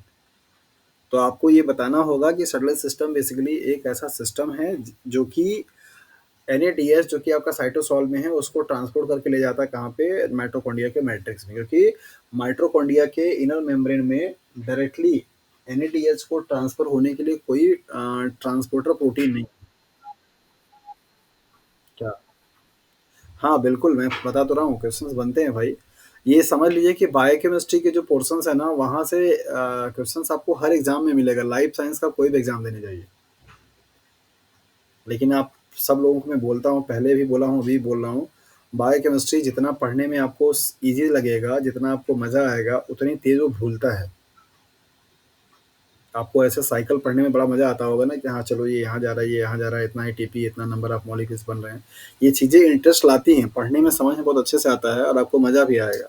लेकिन ये भूलती बहुत तेज़ हैं तो इनको अपना बनाने के लिए थोड़ा सा आपको मेहनत करना पड़ेगा ना। हम लोग यहाँ पे डिस्कस करेंगे कि जो आपके पूरा एनर्जी का जो पुल है जिसमें एनएडीएच, एफएडीएच और एटीपी बन रहा है, उनको समराइज़ करने का टाइम अभी आ गया है। तो हम लोग देखेंगे कि टोटल यील्ड जो होगी पर ग्लूकोज़ के मॉलिक्यूल्स के बेसिस पे वो कैसे होगा, कितना होगा, यहाँ पे देखा जा रहा है। तो अगर आप देखिए तो ग्लाइकोलिसिस के प्रोसेस में आपका क्या होगा, 2 एनएडीएच का फॉर्मेशन होगा और 2 एटीपी का फॉर्मेशन होगा। अगर आप पाइरुवेट का जो एसिटाइल कोएंजाइम में कन्वर्जन होता है, तो अगर आप उसको देखेंगे तो यहाँ पे क्या होगा, एक पाइरुवेट के लिए 1 एनएडीएच, तो 2 पाइरुवेट के लिए 2 एनएडीएच। टीसीएस साइकिल की अगर हम लोग बात करें तो टोटल 6 आपका क्या होगा, एनएडीएच बनेगा, 2 आपके क्या होंगे, एफएडीएच बनेंगे। मतलब एक एसिटाइल कोएंजाइम के लिए 3 एनएडीएच और 1 एफएडीएच और 1 एटीपी या जीटीपी आपको बताई गई थी। ये जो वैल्यू लिखी गई है दोनों मॉलिक्यूल्स के लिखा गया, क्योंकि आपका एक ग्लूकोज के मॉलिक्यूल्स से 2 पायरुविक एसिड बनते हैं और 2 पायरुविक एसिड के ऑक्सीडेशन होने से 2 एसिटाइल कोएंजाइम भी बनता है। तो टोटल नंबर ऑफ एनएडीएच देखिए कितना हो रहा है यहाँ पे, total number of NADH is equal to 6, 2 8 और 2 10, 10 हो गया। एफएडीएच कितना बन रहा है, 2, और एटीपी कितना बन रहा है, 2 यहाँ पे है, 2 यहाँ पे, 4। तो मल्टीप्लाई करिए इसका तुरंत। अगर आप इसको 2.5 से करते हैं तो कितना आ जाएगा, इसको आप 1.5 से करते हैं तो कितना आ जाएगा, इसको आप 1 से करते हैं तो कितना आ जाएगा, तो ये हो जाएगा का 4, ये हो जाएगा का 3 और ये कितना हो जाएगा, हाँ जी 30 होता तो 25, तो कितना हो रहा है, 32, है ना। तो ये एटीपी के नंबर ऑफ टोटल मॉलिक्यूल्स आपके बनेंगे। तो यहाँ पे आपको ये वाला ऐसे ही क्वेश्चन नहीं पूछेगा, आपसे ये पूछता है, ध्यान दीजिएगा। ये इसको आप भूल जाइए, क्योंकि उसको पता चल चुका है कि आप लोग अभी कैलकुलेट कर लेंगे, तो इससे अब सवाल नहीं बनता है, इसको भूलिए। ये समझिए कि एक ग्लूकोज के मॉलिक्यूल्स के कंप्लीट ऑक्सीडेशन होने से total number of NADH, FADH और एटीपी कितना होगा। इसको जरा स्टाइकोमेट्री के फॉर्म में मैं लिख दे रहा हूँ यहाँ पे। सपोज कि 1 ग्लूकोज का मॉलिक्यूल आपका ऑक्सीडाइज हो रहा है कम्प्लीटली, तो ये कितने मॉलिक्यूल्स देगा, तो उसको आप ध्यान दीजिए कि 10 NADH plus 4 ATP plus 2FADH2, तो 4, 2 एंड 10 ये नंबर आप याद रखिएगा, प्लस इनका कॉम्बिनेशन भी याद रखिएगा। ये नंबर तो सेम देता है, लेकिन ये कॉम्बिनेशन यहाँ पे गलत कर देता है। जैसे सपोज 4 एटीपी के बजाय पे 4 एफएडीएच लिख देगा, 2 एटीपी लिख देगा, तो ये कन्फ्यूजन एग्जाम के टाइम पे बहुत ज़्यादा रहता है। तो यहाँ पे ये नंबर आप ध्यान दीजिए, मैं इसको इरेज कर देता हूँ इस वाले पॉइंट को, सिर्फ आप ये वाला नंबर ध्यान दीजिए।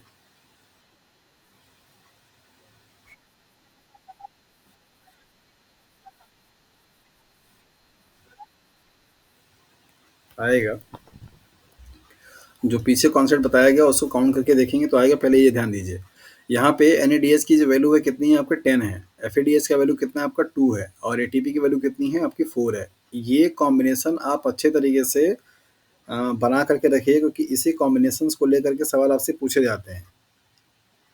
ये आपको ये देगा और इनके नंबर जो होंगे वो अलग कर देता है, मिस कर देता है। जैसे हो सकता है कि ये एटीपी के जगह पे 4 लिख दे और एटीपी की जगह पे 2 लिख दे और एफएडीएच की जगह पे 4 लिख दे, या इनका नंबर भी आपको मिसप्लेस करके देगा। तो ऐसे आप याद रखेंगे कि एनएडीएच, एफएडीएच और एटीपी, मतलब अगर आप देखेंगे तो अल्फ़ाबेटिकल ऑर्डर में तो एन सबसे लास्ट में आता है, तो जो सबसे लास्ट में है वो सबसे हैवियर है, मतलब सबसे ज़्यादा है। तो डिक्रीजिंग ऑर्डर के तरीके से आप उसको अरेंज कर सकते हैं, लेकिन वहाँ पे आपको एटीपी के लिए ध्यान देना पड़ेगा। तो एनएडीएच और एफएडीएच इन दोनों के लिए नंबर आपको हमेशा याद रहना चाहिए कि ये सबसे हैवी है, मतलब 10 मॉलिक्यूल्स है। एनएडीएच के बाद आपका मतलब एन के पहले आपका क्या था, एफ आता, तो वो छोटा होगा, मतलब 2 है। 4 एटीपी एकदम क्लियर अच्छे से याद रखिएगा, 4 एटीपी बनता है। जो सवाल आपने अभी पूछा, क्या नाम है वंदना, उसके लिए ये है ना कि जो एफ की वैल्यू होती है उसमें वेरिएशंस आते हैं। तब जब आपका ग्लिसरॉल फॉस्फेट चलता है और मैलेट फॉस्फेट चलता है, उसको कभी एक्स्ट्रा टाइम पे आपको बता देंगे। ये नॉर्मल कन्वेंशन आप याद रखिएगा, 1.5 का, 2.5 का, इसके बेसिस पे ये नंबर आते हैं। जो 30 एटीपी आई है उसके लिए जो आपका एफ का ऑक्सीडेशन होता है इन दोनों मॉलिक्यूल्स से, उनमें नंबर वेरी करता है। जैसे दो एफ अगर मॉलिक्यूल्स करेगा तो वहाँ पे 3 ATP भी बनती है, और दो NADH मॉलिक्यूल्स बनता है तो वहाँ पे 5 ATP बनता है। ये वाला कॉन्सेप्ट अगर आप लगाएंगे तो आपको जानने को मिल जाएगा कि कैसे हो रहा है। जैसे मैं यहाँ पे लिख दे रहा हूँ आपके सेटिस्फेक्शन के लिए कि दो एफ के मॉलिक्यूल्स के बराबर क्या हो जाएगा, आपका 3 ATP। कितना हो जाएगा, 3 ATP। और आपका जो NADH का मॉलिक्यूल्स होगा, मीन्स अगर 2 NADH का मॉलिक्यूल्स अगर बन रहा है यहाँ पे तो क्या होगा, दैट इज द 5 ATP।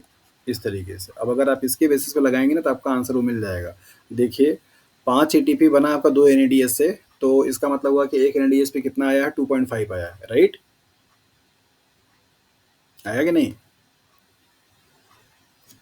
बताइए भाई। ओके, पहले आप लिसन लिसन लिसन लिसन इस वाले कॉन्सेप्ट को लेकर के कॉम्प्लिकेटेड आप मत होइए, क्योंकि ये आपके उसमें इंपॉर्टेंट नहीं है। ये मैं आपको अच्छे से समझा दूंगा कि उसके लिए एक मुझे फिगर दिखाना होगा जिसको देख करके आप ऐसे समझ पाएंगे। अभी मैं समझाऊंगा, उसमें टाइम भी ज़्यादा लगेगा और इसमें कन्फ्यूजन भी आपको होगी। अभी आपके लिए जो इम्पोर्टेंट है वो आप याद रखिए। 1.5 का, 2.5 का या 2 का और 3 का जो कॉन्सेप्ट था वो मैंने आपको समझाया। उसके बेसिस पे आप यहाँ पे देखिए कि कंप्लीट ग्लूकोज के मॉलिक्यूल्स का अगर ऑक्सीडेशन हो रहा है तो टोटल NADH की जो नंबर होगी वो 10 होगी, FADH का जो नंबर होगा आपका 2 होगा, और ATP का जो नंबर होगा आपका 4 होगा। ये चीज़ एकदम अच्छे से क्लियर रखिए। ये वाला जो अभी प्रॉब्लम है आपको, ये मैं नेक्स्ट क्लास में जब एक फिगर लगाएंगे तो आपको वहाँ से उसका हिसाब बहुत अच्छे से समझ में आ जाएगा कि हाँ कैसे ये हो रहा है। तब आप कैलकुलेट करेंगे तो अच्छे से समझ में आ जाएगा, तो उसके लिए आप पैनिक ना होइए, ठीक है। पहले ये देख लीजिए कि अभी ग्लूकोज का पूरा ऑक्सीडेशन के प्रोसेस हो जाने के बाद जो एनर्जी का सीट है वो क्लियर है कि नहीं है। ओके, तो नेक्स्ट हम लोग मूव करेंगे यहाँ पे रेगुलेशंस ऑफ ऑक्सीडेटिव फॉस्फोराइलेशंस के बारे में, कि कौन कौन से ऐसे स्टेप्स है या प्रोसेसेस हैं जिनके थ्रू आपका ऑक्सीडेटिव फॉस्फोराइलेशंस का रेगुलेशंस किया जा सकता है। तो आप यहाँ पे देखिए, हाइपोक्सिया एक कंडीशन होता है जहाँ पे आपका जो पार्शियल प्रेशर होता है ऑक्सीजन का वो क्या होता है, लो होता है। अगर ऐसा कंडीशंस होगा तो उस कंडीशंस में आपका टीसी साइकिल को चलाने वाले जो प्रोसेस में एंजाइम होंगे वो क्या होते हैं, ब्लॉक हो जाते हैं, इनहिबिट हो जाते हैं। यहाँ पे साइन आपको दे रखा है, जहाँ जहाँ पे ग्रीन साइन आपको दिखाई दे रहा है उसका मतलब होता है कि इंक्रीज हो जाना प्रोसेस का, राइट। और जहाँ पे ऐसे रेड वाले क्रॉस लगे हुए हैं इसका मतलब होता है प्रोसेस आपकी इनहिबिट हो गई है, मतलब कि नहीं चलेगी या ब्लॉक हो गई है। और बाकी जो ऐसे परफोरेटेड वाले लाइन दिखाई दे रहे हैं वो आपको दिखाता है कि यहाँ पे प्रोसेस डिक्रीज हो रहा है। ये वाले जो दिखा रहे हैं मीन्स ऐसे पूरा सॉलिड फॉर्म में, वो आपको दिखाता है इंक्रीज पाथवे का, मतलब ये प्रोसेस आपका इंक्रीज हुआ है। तो जब कभी भी हाइपोक्सिया कंडीशंस होगा, मतलब आपकी बॉडी में जब ऑक्सीजन का कंसंट्रेशन क्या होगा, कम होगा, मतलब पार्शियल प्रेशर आपके कम होंगे, तो ऐसे कंडीशंस में रिएक्टिव जो होते हैं ऑक्सीजन स्पीसीज होते हैं उनका फॉर्मेशन होता है। तो और वो रिएक्टिव ऑक्सीजन स्पीसीज जो होते हैं आपकी बॉडी में मेटाबॉलिक रिएक्शंस को हैम्पर करने का काम करते हैं। तो यहाँ पे आप देखिए, एक जीन है जिसका नाम है HIF1। तो HIF1 increase the transcription of the other enzymes and the proteins, right. Hypoxia conditions में आपकी बॉडी में ट्रांसक्रिप्शन जो हो रहा है वो इंक्रीज हो रहा है किसी प्रोटीन का और एंजाइम्स का, जिसकी वजह से आपका ग्लूकोज का जो ट्रांसपोर्टर है वो एक्टिवेट हो जाता है और ग्लूकोज के मॉलिक्यूल्स का ट्रांसपोर्टेशन ज़्यादा से ज़्यादा होना शुरू हो जाता है। तो ग्लूकोज मॉलिक्यूल्स का जब ट्रांसपोर्टेशन होगा तो यहाँ पे ग्लाइकोलाइटिक एंजाइम्स एक्टिव होंगे। ग्लाइकोलाइटिक एंजाइम्स अगर एक्टिव होगा तो वहाँ पे एटीपी का जनरेशन होगा, एनएडीएच का होगा। ये जो एटीपी आपका बना है उससे आपका कन्वर्ट, मतलब ये ग्लाइकोलिसिस से क्या बनेगा, आपका पायरुवेट बनेगा और एटीपी जनरेट होगा। ये पायरुवेट आपका क्या बनेगा, इधर अगर आपका लैक्टिक एसिड मीन्स आपका एनारोबिक होगा तो लैक्टेट बन जाएगा, और बाकी आपके एरोबिक होगा तो पीडीएस के थ्रू आपका टी साइकिल में चलेगा। तो यहाँ पे आपका जो पीडीएस काइनेज एंजाइम होता है और आपका पायरुवेट डिहाइड्रोजिनेज एंजाइम होता है, ये जो प्रोसेस होती है ये प्रोसेस आपका क्या होता है, ब्लॉक हो जाता है। कब, जब आपका हाइपोक्सी कंडीशन होता है। जब ये प्रोसेस आपका ब्लॉक होगा तो इसके आगे के चलने वाले जो प्रोसेस होंगे, जैसे रेस्पिरेटरी चेन होगा, टीसीए साइकिल होगी, या फिर आपका एटीपी का फॉर्मेशन होगा, वो सारे के सारे प्रोसेस क्या होते हैं, हैम्पर हो जाते हैं। तो मतलब आपकी बॉडी में उस टाइम पे एटीपी क्या हो रही है, कम बन रही होती है। उसी एटीपी के डिमांड को पूरा करने के लिए आपके बॉडी का जो प्रेशर होता है वो बढ़ जाता है और आप सफोकेट करना शुरू कर देते हैं, मतलब जल्दी जल्दी आप ब्रीदिंग रेट क्या होती है आपकी फास्ट हो जाती है, क्योंकि आपको जितना ऑक्सीजन उस वॉल्यूम से मिलना था उतना ऑक्सीजन अभी आपकी बॉडी को नहीं मिल पा रहा है। तो उस ऑक्सीजन की डिमांड को फुलफिल करने के लिए आपका हार्ट और लंग्स क्या करता है, ज़्यादा से जल्दी ऐसे ब्रीदिंग करना शुरू करता है ताकि आपको more and more volume of air आप इनटेक कर पाएँ और उतने ऑक्सीजन की डिमांड को पूरा आप कर सकते हैं। तो इस तरीके से अगर आप देखेंगे तो हाइपॉक्सिया जो कंडीशंस है आपकी बॉडी में ऑक्सीडेटिव फॉस्फोलाइसेंस को रोकने का काम करता है, मतलब उसको डिक्रीज़ करने का काम करता है। तो अगर आप ऐसे कंडीशंस में हैं जहाँ पे ऑक्सीजन का प्रेशर कम है, तो वहाँ पे आपकी बॉडी में एटीपी का सिंथेसिस क्या होता है, कम हो जाता है। ओके, पूरे ग्लूकोज के मेटाबॉलिज्म में कौन-कौन से ऐसे स्टेप्स हैं और कौन-कौन से वो मॉलिक्यूल्स हैं जहाँ पर आपका रेगुलेशंस किया जा सकता है, उनको यहाँ पे समराइज़ किया गया है। तो ग्लाइकोलिसिस के प्रोसेस में जैसा कि आपको पहले ही बताया था 3 स्टेप्स होते हैं। पहला स्टेप्स जहाँ पे हेक्सोकाइनेज़ है, तो हेक्सोकाइनेज़ को इनहिबिट करने वाला जो मॉलिक्यूल्स आपका खुद का उसका सबस्ट्रेट है, इंक्रीज़ जो करेगा वो आपके इनऑर्गेनिक फॉस्फेट होंगे। फॉस्फोफ्रक्टोकाइनेज जो होगा उसको एएमपी, एडीपी क्या करेगा, इंक्रीज़ करेगा, एटीपी सिथेरेज़ क्या करेंगे, उसको डिक्रीज़ करेंगे। फिर इसके बाद आपको फॉस्फोलिनोल पाइरूवेट है, तो जहाँ पे एडीपी क्या करेगा, उस प्रोसेस को इंक्रीज़ करेगा, मीन्स प्रमोट करेगा, जबकि एटीपी और एनएडीएच जो होगा उसको क्या करेगा, इनहिबिट करने का काम करता है। इसके बाद पाइरूवेट से एसिटाइल कोएंजाइम ए जब बनता है, तो वहाँ पे भी आपके एसिटाइल कोएंजाइम खुद भी क्या करेगा, इस पाइरूवेट डिहाइड्रोजनेज कॉम्प्लेक्स को क्या करता है, ब्लॉक करने का काम करता है। इसके साथ-साथ एटीपी और एनएडीएच भी क्या करते हैं, इनहिबिट करने का काम करते हैं।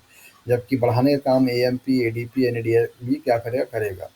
एसिटाइल कोएंजाइम ए से सिट्रिक एसिड का या सिट्रेट का जब फॉर्मेशन होगा, तो सिट्रेट खुद भी क्या करेगा, इस एंजाइम को सिट्रेट डी सिंथेसिस क्या करता है, इनहिबिट करता है। और एटीपी, एनएडीएच क्या करेंगे, ब्लॉक मतलब इनहिबिट करेंगे, एडीपी क्या करेगा, रेगुलेट करेगा। तो ये जो ग्रीन और रेड कलर का आपको साइन दिख रहा है, उससे आपको बहुत अच्छे से समझ में आ चुका होगा कि ग्रीन कलर के सामने जो लिखे गए मॉलिक्यूल्स हैं या कंपाउंड हैं, वो सब क्या करेंगे, उस प्रोसेस को ट्रिगर करते हैं, मतलब इंक्रीज करते हैं। जबकि जो रेड कलर के क्रॉस लगे हुए हैं, उनके सामने जो लिखे गए मॉलिक्यूल्स हैं, उनके होने की वजह से या वो मॉलिक्यूल्स उस प्रोसेस को क्या करेंगे, हैम्पर करेंगे। तो ट्रिगर करना मतलब इंक्रीज करना, हैम्पर करना मतलब डिक्रीज करना। तो ये दोनों के सिंबल से ही आप आसानी से उसको समझ सकते हैं। तो ये पूरा आपके ग्लूकोज के मेटाबॉलिक प्रोसेस में इन्वॉल्व होने वाले जितने भी स्टेप्स थे, उन सभी स्टेप्स में कहाँ-कहाँ पे रेगुलेशन किया जा सकता है, इनके बारे में आपको बताया गया। एक सवाल आप लोगों से पूछा जाता है, that is the Pasteur effect को लेकर के। एक एक्सपेरिमेंट किया गया और देखा गया कि जब ग्लूकोज के मॉलिक्यूल्स का कंजप्शंस और एटीपी का जनरेशन, दो चीज़, ग्लूकोज के मॉलिक्यूल्स का कंजप्शन और एटीपी जनरेशन, ये देखा गया कि जब एक ग्लूकोज का मॉलिक्यूल्स किसी एनारोबिक रेस्पिरेशंस करने वाले ऑर्गेनिज्म में डाला गया और वही सेम एक ग्लूकोज का मॉलिक्यूल्स किसी एरोबिक रेस्पिरेशन वाले ऑर्गेनिज्म में डाला गया, मतलब दिया गया, तो दोनों में ही एटीपी के नंबर में और ग्लूकोज के नंबर में क्या आया, वेरिएशंस आया। बताया जाता है कि जो आपके एरोबिक रेस्पिरेशंस करने वाले ऑर्गेनिजम्स होते हैं, उनमें ग्लूकोज का कंजप्शंस क्या होता है, लो होता है। ग्लूकोज कंजप्शंस क्या होगा, लो होगा। और एटीपी प्रोडक्शंस क्या होंगे, ज़्यादा होंगे, हाई होगी। जबकि एनारोबिक वाले में क्या होगा, ग्लूकोज का कंजप्शंस क्या होगा, हाई होगा, और एटीपी प्रोडक्शंस क्या होंगे, आपके लो होंगे। Means same amount of ATP को जनरेट करने के लिए यूकैरियोटिक मतलब एरोबिक और एनारोबिक रेस्पिरेशंस में ग्लूकोज के नंबर में क्या है, वेरिएशंस है। इसी इफेक्ट को पास्चर इफेक्ट के नाम से क्या है, जाना जाता है। जैसे अगर आप बात करें, कोई भी अगर आपका एनारोबिक रेस्पिरेशन करने वाला ऑर्गेनिज्म है, तो जरा मुझे बताइए कि उसमें एक ग्लूकोज के मॉलिक्यूल से नंबर ऑफ एटीपी कितने बनेंगे, बताइए।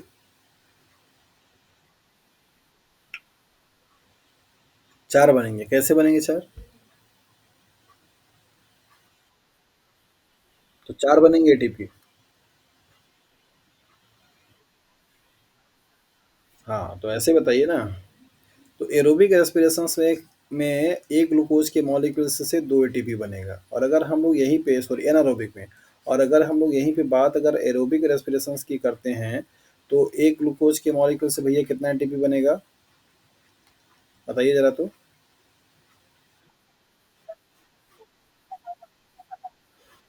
ओहो! सवाल को पहले सुनिए। एक ग्लूकोज के कंप्लीट ऑक्सीडेशन से एनारोबिक में कि नंबर ऑफ एटीपी कितना बना? तो एक ग्लूकोज के कंप्लीट ऑक्सीडेशन से एरोबिक रेस्पिरेशन में कितना एटीपी बनेगा? हाँ जी। हाँ, चलिए तो मान लीजिए सपोज़ कि अगर हम लोग अभी 32 मान के चलते हैं या 30 ही अगर आप मान के चलिए, तो ये जो एटीपी का रेशियो आप यहाँ पे देख पा रहे हैं, तो अगर इस ऑर्गेनिज़्म को इतना एटीपी अगर आपको बनाना है, तो यहाँ पे नंबर ऑफ ग्लूकोज मॉलिक्यूल्स कितने हो जाएँगे भैया? 15 टाइम्स मोर। कितना हो जाएगा? 15 टाइम्स मोर अगर 30 एटीपी आप लेके चलते हैं तो। तो अगर एक कोई ऑर्गेनिज्म एरोबिक रेस्पिरेशंस करता है, तो उसको अगर एक ग्लूकोज का मॉलिक्यूल आप देते हैं तो 30 एटीपी बनाता है, जबकि वही एक ग्लूकोज का मॉलिक्यूल एनारोबिक में सिर्फ 2 एटीपी बनाता है। तो अगर उस एनारोबिक ऑर्गेनिज्म को 30 एटीपी अगर बनाना है, तो number of glucose molecules 15 times more खर्च करना पड़ेगा उस ऑर्गेनिज्म में सेम अमाउंट ऑफ एनर्जी को एटीपी को बनाने के लिए। यही जो डिफरेंसेस है ग्लूकोज के कंजप्शंस का for the production of equal amount of ATP molecules in the case of aerobic and anaerobic reactions is known as Pasteur effect. बताया गया कि जो एरोबिक रेस्पिरेशंस करने वाले ऑर्गेनिज्म होते हैं, उनमें ग्लूकोज का कंजप्शंस कम होता है, एटीपी प्रोडक्शन ज़्यादा होती है। एनारोबिक रेस्पिरेशंस करने वाले जो ऑर्गेनिज्म होते हैं, उनमें ग्लूकोज का कंजप्शन ज़्यादा होता है, एटीपी का प्रोडक्शन कम होता है। क्योंकि एनारोबिक रेस्पिरेशन में सिर्फ और सिर्फ ग्लाइकोलिसिस की प्रोसेस चलती है, और ग्लाइकोलाइसिस में एक ग्लूकोज के मॉलिक्यूल्स से सिर्फ और सिर्फ 2 एटीपी का नेट गेन होता है।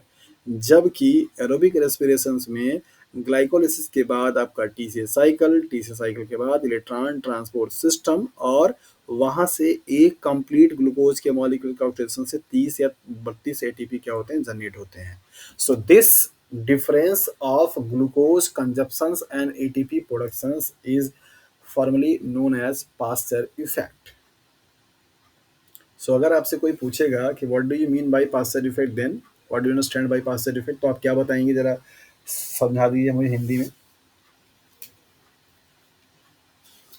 जल्दी।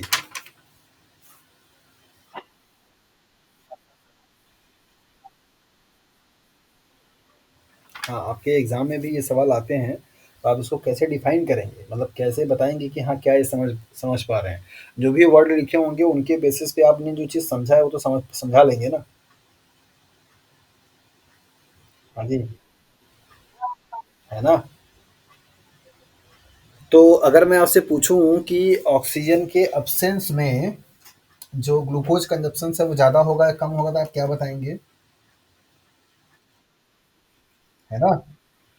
तो यही चीज़ आप खाली पकड़ के रखिएगा कि अगर ऑक्सीजन की प्रेजेंस होगी तो वहाँ पे ग्लूकोज का कंजप्शन कम होगा, और ऑक्सीजन की एब्सेंस होगी तो ऑक्सीजन ग्लूकोज का कंजप्शन क्या होगा? ज़्यादा होगा। क्यों? क्योंकि हमारा प्रोसेस जो है वो डिटेल में आपने यहाँ पे देख लिया। तो ऐसे डिफरेंसेस ऑफ ग्लूकोज के मॉलिक्यूल्स का जो इफेक्ट है उसको आप पास्चर इफेक्ट के नाम से जानते हैं। दूसरा आपको एक इफेक्ट दिया गया वारबर्ग इफेक्ट। वारबर्ग इफेक्ट आपको कैंसरस सेल्स को लेकर के बताता है। तो अगर आप पास्चर इफेक्ट को देख समझना चाहें तो इसके लिए पॉइंट आप लिख लीजिएगा, एरोबिक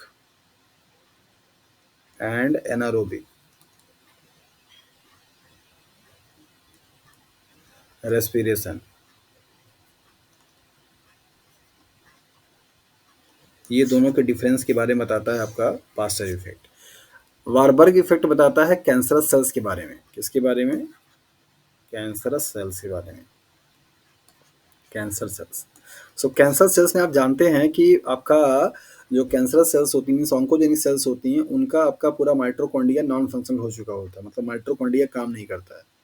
राइट, अब आप ही आप आगे चल करके आप पढ़ेंगे, आपको बताया जाएगा, देखेंगे आप कि किस तरीके से जो कास्पेज 9 होता है वो पूरा का पूरा आपका एक्टिव होकर के पूरे माइटोकॉन्ड्रिया को खराब कर देता है। तो माइट्रो मतलब जो कैंसरल सेल्स होती हैं उनके इंटरनल स्ट्रक्चर्स में और जो नॉर्मल सेल्स होती हैं उनमें बहुत फ़र्क होता है। तो कैंसरस सेल्स एटीपी के प्रोडक्शंस करने के लिए टोटली डिपेंड किस पे हो जाती है, ग्लाइकोलाइसिस प्रोसेस में, बिकॉज उसका माइटोकॉन्ड्रिया डिस्टार्ट हो चुका होता है और वहाँ पे कोई भी इलेक्ट्रॉन ट्रांसपोर्ट सिस्टम या आपका टीसी साइकिल नहीं चलता है. So a cancerous cells is just behave like the anaerobic cells. So that is why the glucose consumptions in cancerous cells is more as compared to the normal cells. Such effect is known as the Warburg effect. अगर एक कोई organism है जो कि aerobic respiration करता है, उसके body का सपोज कुछ पार्ट कैंसरस हो चुका है, मान लीजिए आप पीएम के बॉडी के पार्ट्स हैं, तो यहाँ से मान लीजिए सेल्स निकाला गया स्टमक वाले रीजन से, ये आपका कैंसरस है. तो ये वाली सेल्स में और ये नॉर्मल आपके जो अपेंडेजेस हैं यहाँ वाली सेल्स में, इन दोनों में ग्लूकोज के कंजप्शन के रेट में क्या किया गया, डिफरेंस देखा गया, same kind of organism same. So जब कभी भी एरोबिक रेस्पिरेशंस करने वाले ऑर्गेनिजम्स का नॉर्मल सेल्स और कैंसरस सेल्स की एनालिसिस की गई, तो पाया गया कि कैंसरस सेल्स ज़्यादा एनर्जी मीन्स ज़्यादा ग्लूकोज को कंज्यूम कर रहा है as compared to the normal cells के. ऐसे इफेक्ट को हम वार्बर इफेक्ट के नाम से जानते हैं. क्लियर है?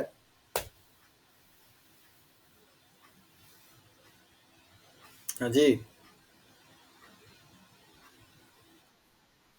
तो दोनों दोनों ही इफेक्ट में क्या डिफरेंसेस है, ये क्लियर हुआ?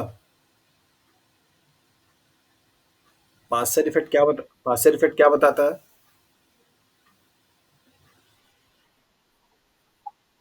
हाँ, कि जब जब दो ऑर्गेनिज्म जो कि एक आपका एरोबिक हो और एक आपका एनारोबिक हो, उन दोनों में ग्लूकोज के कंजप्शंस की अगर बात किया जाए, तो उनमें डिफरेंसेस देखने को मिलते हैं. एरोबिक जो रेस्पिरेशंस करने वाले ऑर्गेनिज्म होते हैं, उनमें ग्लूकोज कम कम कंज्यूम होता है, जबकि एनारोबिक करने वाले जो होते हैं, उनमें ज़्यादा खर्च होता है. तो इस डिफरेंस को बोला जाता है that is the Pasteur effect. जब एक ही ऑर्गेनिज्म के जो कि एरोबिक रेस्पिरेशंस कर रहा है, उसी ऑर्गेनिज्म के दो सेल्स जो कि एक आपके कैंसरस सेल्स है और एक आपके नॉर्मल सेल्स है, अगर उन दोनों में ग्लूकोज कंजप्शन की बात अगर की जाए, तो वहाँ पे डिफरेंस देखने को मिलता है.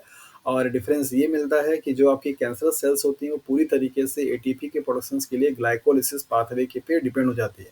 सवाल आपसे पूछा जाता है कि in the cancerous cells the main pathway for the ATP production is what. तो मैक्सिमम टाइम पे दिमाग में ये गलती आ जाती है, सबसे होता है गलती, कि नॉर्मली कैंसर्स कहाँ पे हो रहा है, यूकैरियोटिक सेल्स में, मतलब ऑर्गेनिजम्स में हो रही है, चाहे वो आपका हायर एनिमल्स है चाहे वो लोअर एनिमल्स है. तो नॉर्मल कैंसर की बात जब भी करते हैं, तो हम लोग अपनी ही बात करते हैं कि हमारी ही बॉडी की बात की जा रही है, ह्यूमन बींग्स की. तो हमको ये समझ में आता है कि अच्छा, हमारी बॉडी तो एरोबिक रेस्पिरेशन करती है, तो टीसीए साइकिल और इलेक्ट्रॉन ट्रांसपोर्ट चैन और ग्लाइकोलाइसिस, ये तीनों तीनों प्रोसेस आपके क्या होने चाहिए, मेन होने चाहिए. लेकिन भैया संभलिए, ध्यान दीजिए कि आपकी जो नॉर्मल सेल्स होती हैं, उनका एनाटॉमी, उनके माइटोकॉन्ड्रिया का स्ट्रक्चर बहुत ही नॉर्मल होता है, जबकि जो आपकी कैंसरस सेल्स होती हैं, इससे ब्लजेस हो जाती हैं, इस तरीके से हो जाती हैं, और उनका माइटोकॉन्ड्रिया आपका फंक्शनल नहीं रह पाता, खराब हो जाता है.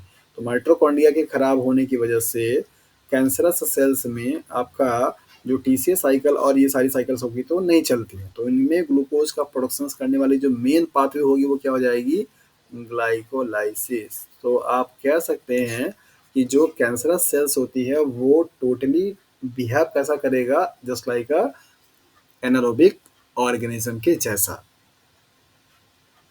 समझ आया? तो पास्चर इफेक्ट और वारबर्ग इफेक्ट मेरे ख्याल से अब भूलना नहीं चाहिए.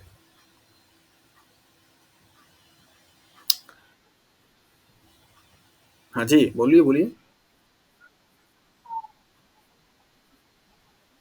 आरबीसी सेल्स को टोटली ग्लाइकोलाइसिस से ही मिलती है. आरबीसी सेल्स में कोई भी माइटोकॉन्ड्रिया नहीं पाया जाता. तो नॉर्मल अगर आप करता है, आर तभी तो आप ये देखिए, जो मच्छर आपको क्यों काटता है. हाँ जी, मॉस्किटो आपको बाइट क्यों करता है.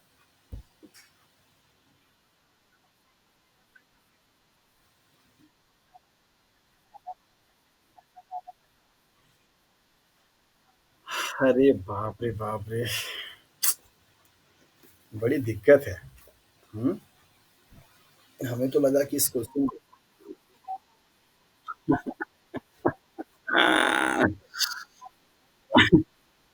भैया मेरे, आपका जो ब्लड होता है ना, वो बहुत ही हाईली ग्लूकोज रिच होता है. ठीक है. आपका ब्लड एज अ बहुत अच्छा न्यूट्रिएंट होता है। जो भी ऑर्गेनिज्म मतलब जो भी इंसेक्ट मीन्स मॉस्किटो आपको बाइट करता है ना, उसको आपको चुभोने का और दर्द देने का कोई शौक नहीं है। उसको चाहिए एनर्जी, उसको चाहिए न्यूट्रिएंट। और वो न्यूट्रिएंट आपको मिलता, उसको मिलता कहाँ से? आपके ब्लड से। क्योंकि ब्लड आपका पूरा एकदम से लग्जूरियस भरा पड़ा हुआ है ग्लूकोज के मॉलिक्यूल्स से, एकदम भरपूर जमेदार। जैसे बफर सिस्टम होता है हम लोगों के लिए, एकदम बढ़िया पनीर और उसके आइटम मिलते रहते हैं, वैसे ही मच्छरों के लिए हमारा ब्लड जो पनीर है, एकदम मस्त तरीके से खाकर एकदम फुल जाता है वो। आप देखिए, जो मच्छर काटा रहता है पूरा रेडिश दिखता है वो। तो ग्लूकोज का जो लेवल है आपके ब्लड में बहुत अच्छा होता है। अब ये बात आती है ना कि फीमेल मॉस्किटो ही सिर्फ बाइट क्यों करता है, मेल क्यों नहीं करता, या फीमेल के ही काटने से आपको बीमारी होती है, that mean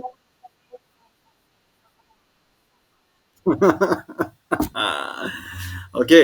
so female mosquito जो होती हैं उनको अपने बेबी को न्यूट्रिशंस देने के लिए ज़्यादा से ज़्यादा न्यूट्रिशंस की ज़रूरत होती है, जो कि उनको फ्रूट्स के नेक्टर से नहीं मिल पाता। नॉर्मली जो मॉस्किटोज होते हैं वो nectar part of the fruits जो होते हैं या फ्लावर्स जो होते हैं वहाँ से क्या करते हैं, ये लोग लेते हैं। तो जो मेल कैंडिडेट्स होते हैं, मेल मॉस्किटोज होते हैं, उनको एनर्जी की रिक्वायरमेंट कम होती है और ये एनर्जी इनको इस फ्लावर के नेक्टर से ही मिल जाती है। जबकि फीमेल जो आपकी मॉस्किटोज होती हैं उनको अपने बेबी को न्यूट्रिशंस देने के लिए more and more amount of energy की रिक्वायरमेंट होती है, और उतनी एनर्जी उनको फ्रूट्स के सॉरी फ्लावर्स के नेक्टर से नहीं मिल पाता।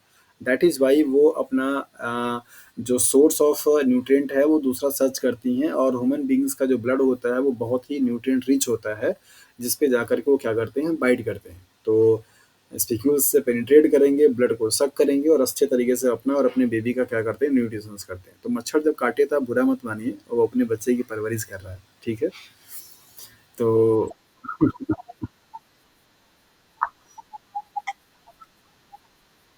किसका?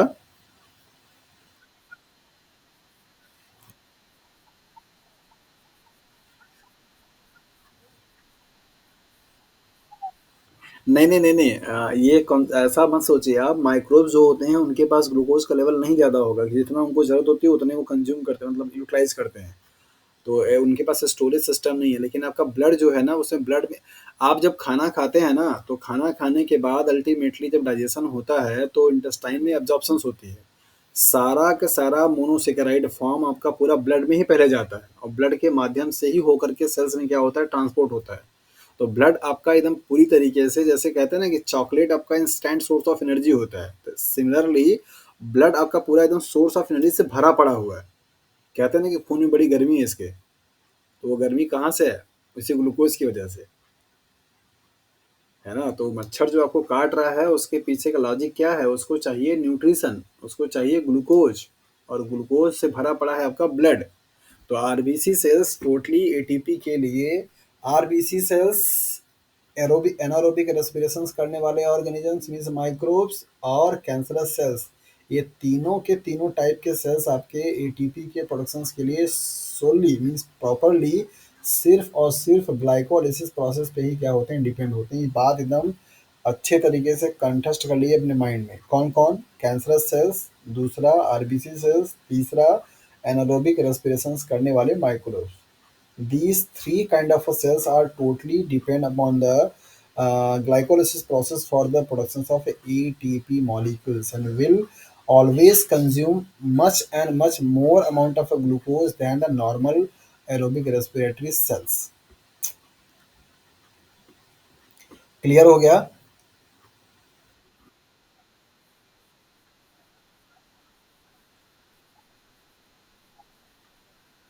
मॉस्क आपके बॉडी में प्रोटीन्स तो होता है, लेकिन आपकी ब्लड में प्रोटीन्स तो होता है, लेकिन आपके ब्लड से वो फीमेल एनाफिलिस सिर्फ ग्लूकोज का मॉलिक्यूल्स लेती है, जो कि उसके लिए ज़रूरी है एज अ न्यूट्रिशंस के लिए।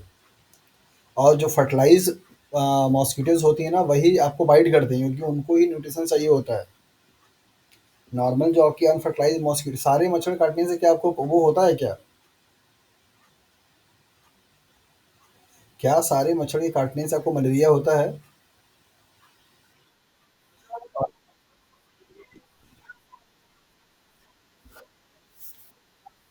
हाँ, वैसे तो देखा जाए तो मॉस्किटो बेचारे का कोई दोष ही नहीं है।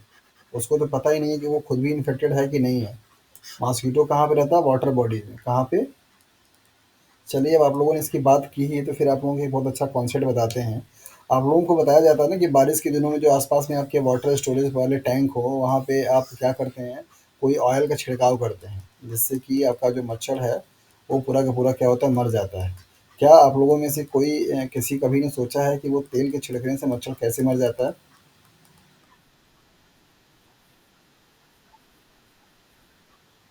Very good. और कोई?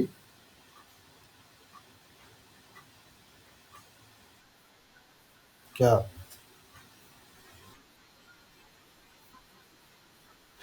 ऑयल के डालने से, है ना?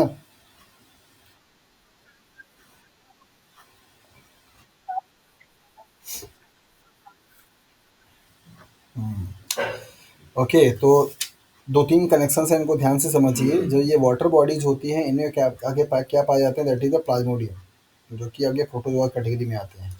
और इन वाटर के सरफेस पे आपका क्या होता है, मॉस्किटो, जो कि यहाँ पे सर्वाइव करता है। तो इस मॉस्किटो की बॉडी में अगर आपका प्लाज्मोडियम एंटर कर जाता है, तो ये आपका पूरा इन्फेक्टेड मॉस्किटो कहलाता है।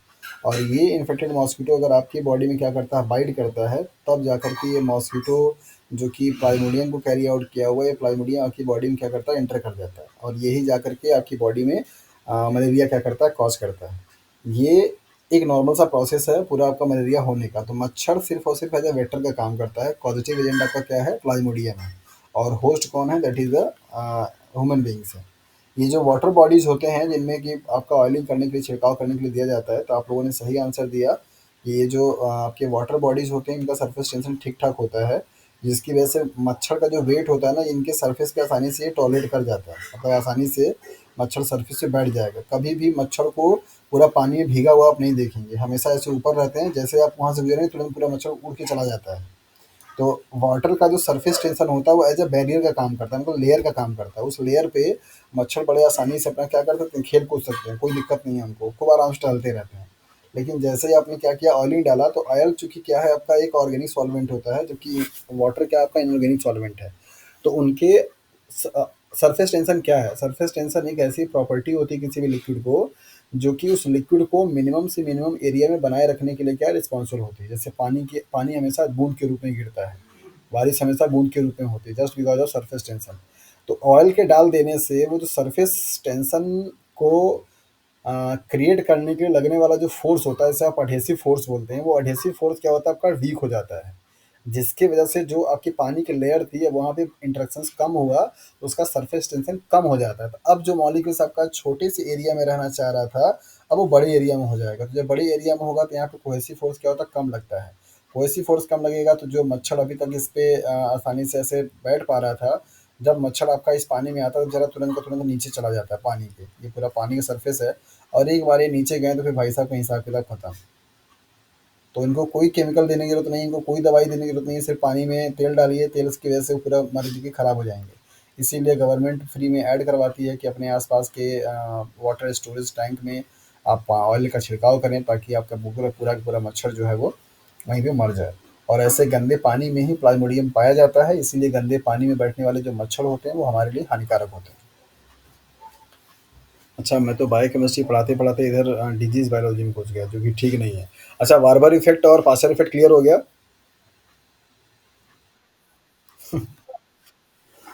डिजीज़ बायोलॉजी बड़ा मज़ा आता है पढ़ाने में। मौका मिलेगा मतलब आप लोगों को पढ़ाने का, तो ज़रूर पढ़ाएँगे। बड़ा इंटरेस्टिंग सब्जेक्ट है वो। डिजीज़ बायोलॉजी पढ़ने में ना बड़ा मज़ा आता है। ओके, तो ग्लूकोज़ के मेटाबॉलिज़्म के बाद हम लोग अभी यहाँ पे देखेंगे ग्लाइकोजिलेट साइकिल। क्या अभी आप लोग पढ़ने के कंडीशंस में हैं? बिकॉज़ टाइम 11:30 हो गया है। कितने लोग जुड़े हैं अभी? बाप रे! नंबर ऑफ स्टूडेंट बहुत कम हो गए हैं। सब लोग जा चुके हैं क्या? अच्छा ठीक है, ओके। सो आज हम लोगों ने कंपाइल किया कि ग्लूकोज का मेटाबॉलिज्म आपका कैसा का क्या सीन आपका पूरा हुआ है। कल की क्लास में हम लोग ग्लाइकोजुलेट साइकिल्स और पीपीपी पाथवे और इसके बाद बाकी जो चीज़ें होंगी वो कंटिन्यू करेंगे, ठीक है? तो फाइनली ग्लूकोज का मेटाबॉलिज्म मेरे हैंड से क्लियर हुआ, कंफर्म खत्म हो गया। आपने जहाँ पे सारे साइकिल्स के बारे में पढ़ा और उनसे पूछे जाने वाले जो पॉसिबल क्वेश्चन थे, उनके बारे में मैंने नरेट किया। अब आप पेपर को सॉल्व करेंगे या फिर मैं टेस्ट लूँगा, तो पता चलेगा कि आप लोगों की कंडीशंस क्या है। तो अभी कंटिन्यू हम लोग पहले ग्लाइकोजुलेट साइकिल, पीपीपी पाथवे और इंटरटाउडोर पाथवे, ये सारे पाथवे को पढ़ेंगे और देखेंगे कि क्या होता है। तो फिर इसके बाद जाकर के आपका ये पूरा खत्म हो पाएगा। चलिए, रात के 11:30 बज गए हैं, तो अभी किसी को फोर्स करना भी ठीक नहीं है। और अमित हैं, वंदना है और पूजा, आकांक्षा, 5 लोग जुड़े हैं। ठीक है फिर। ओके।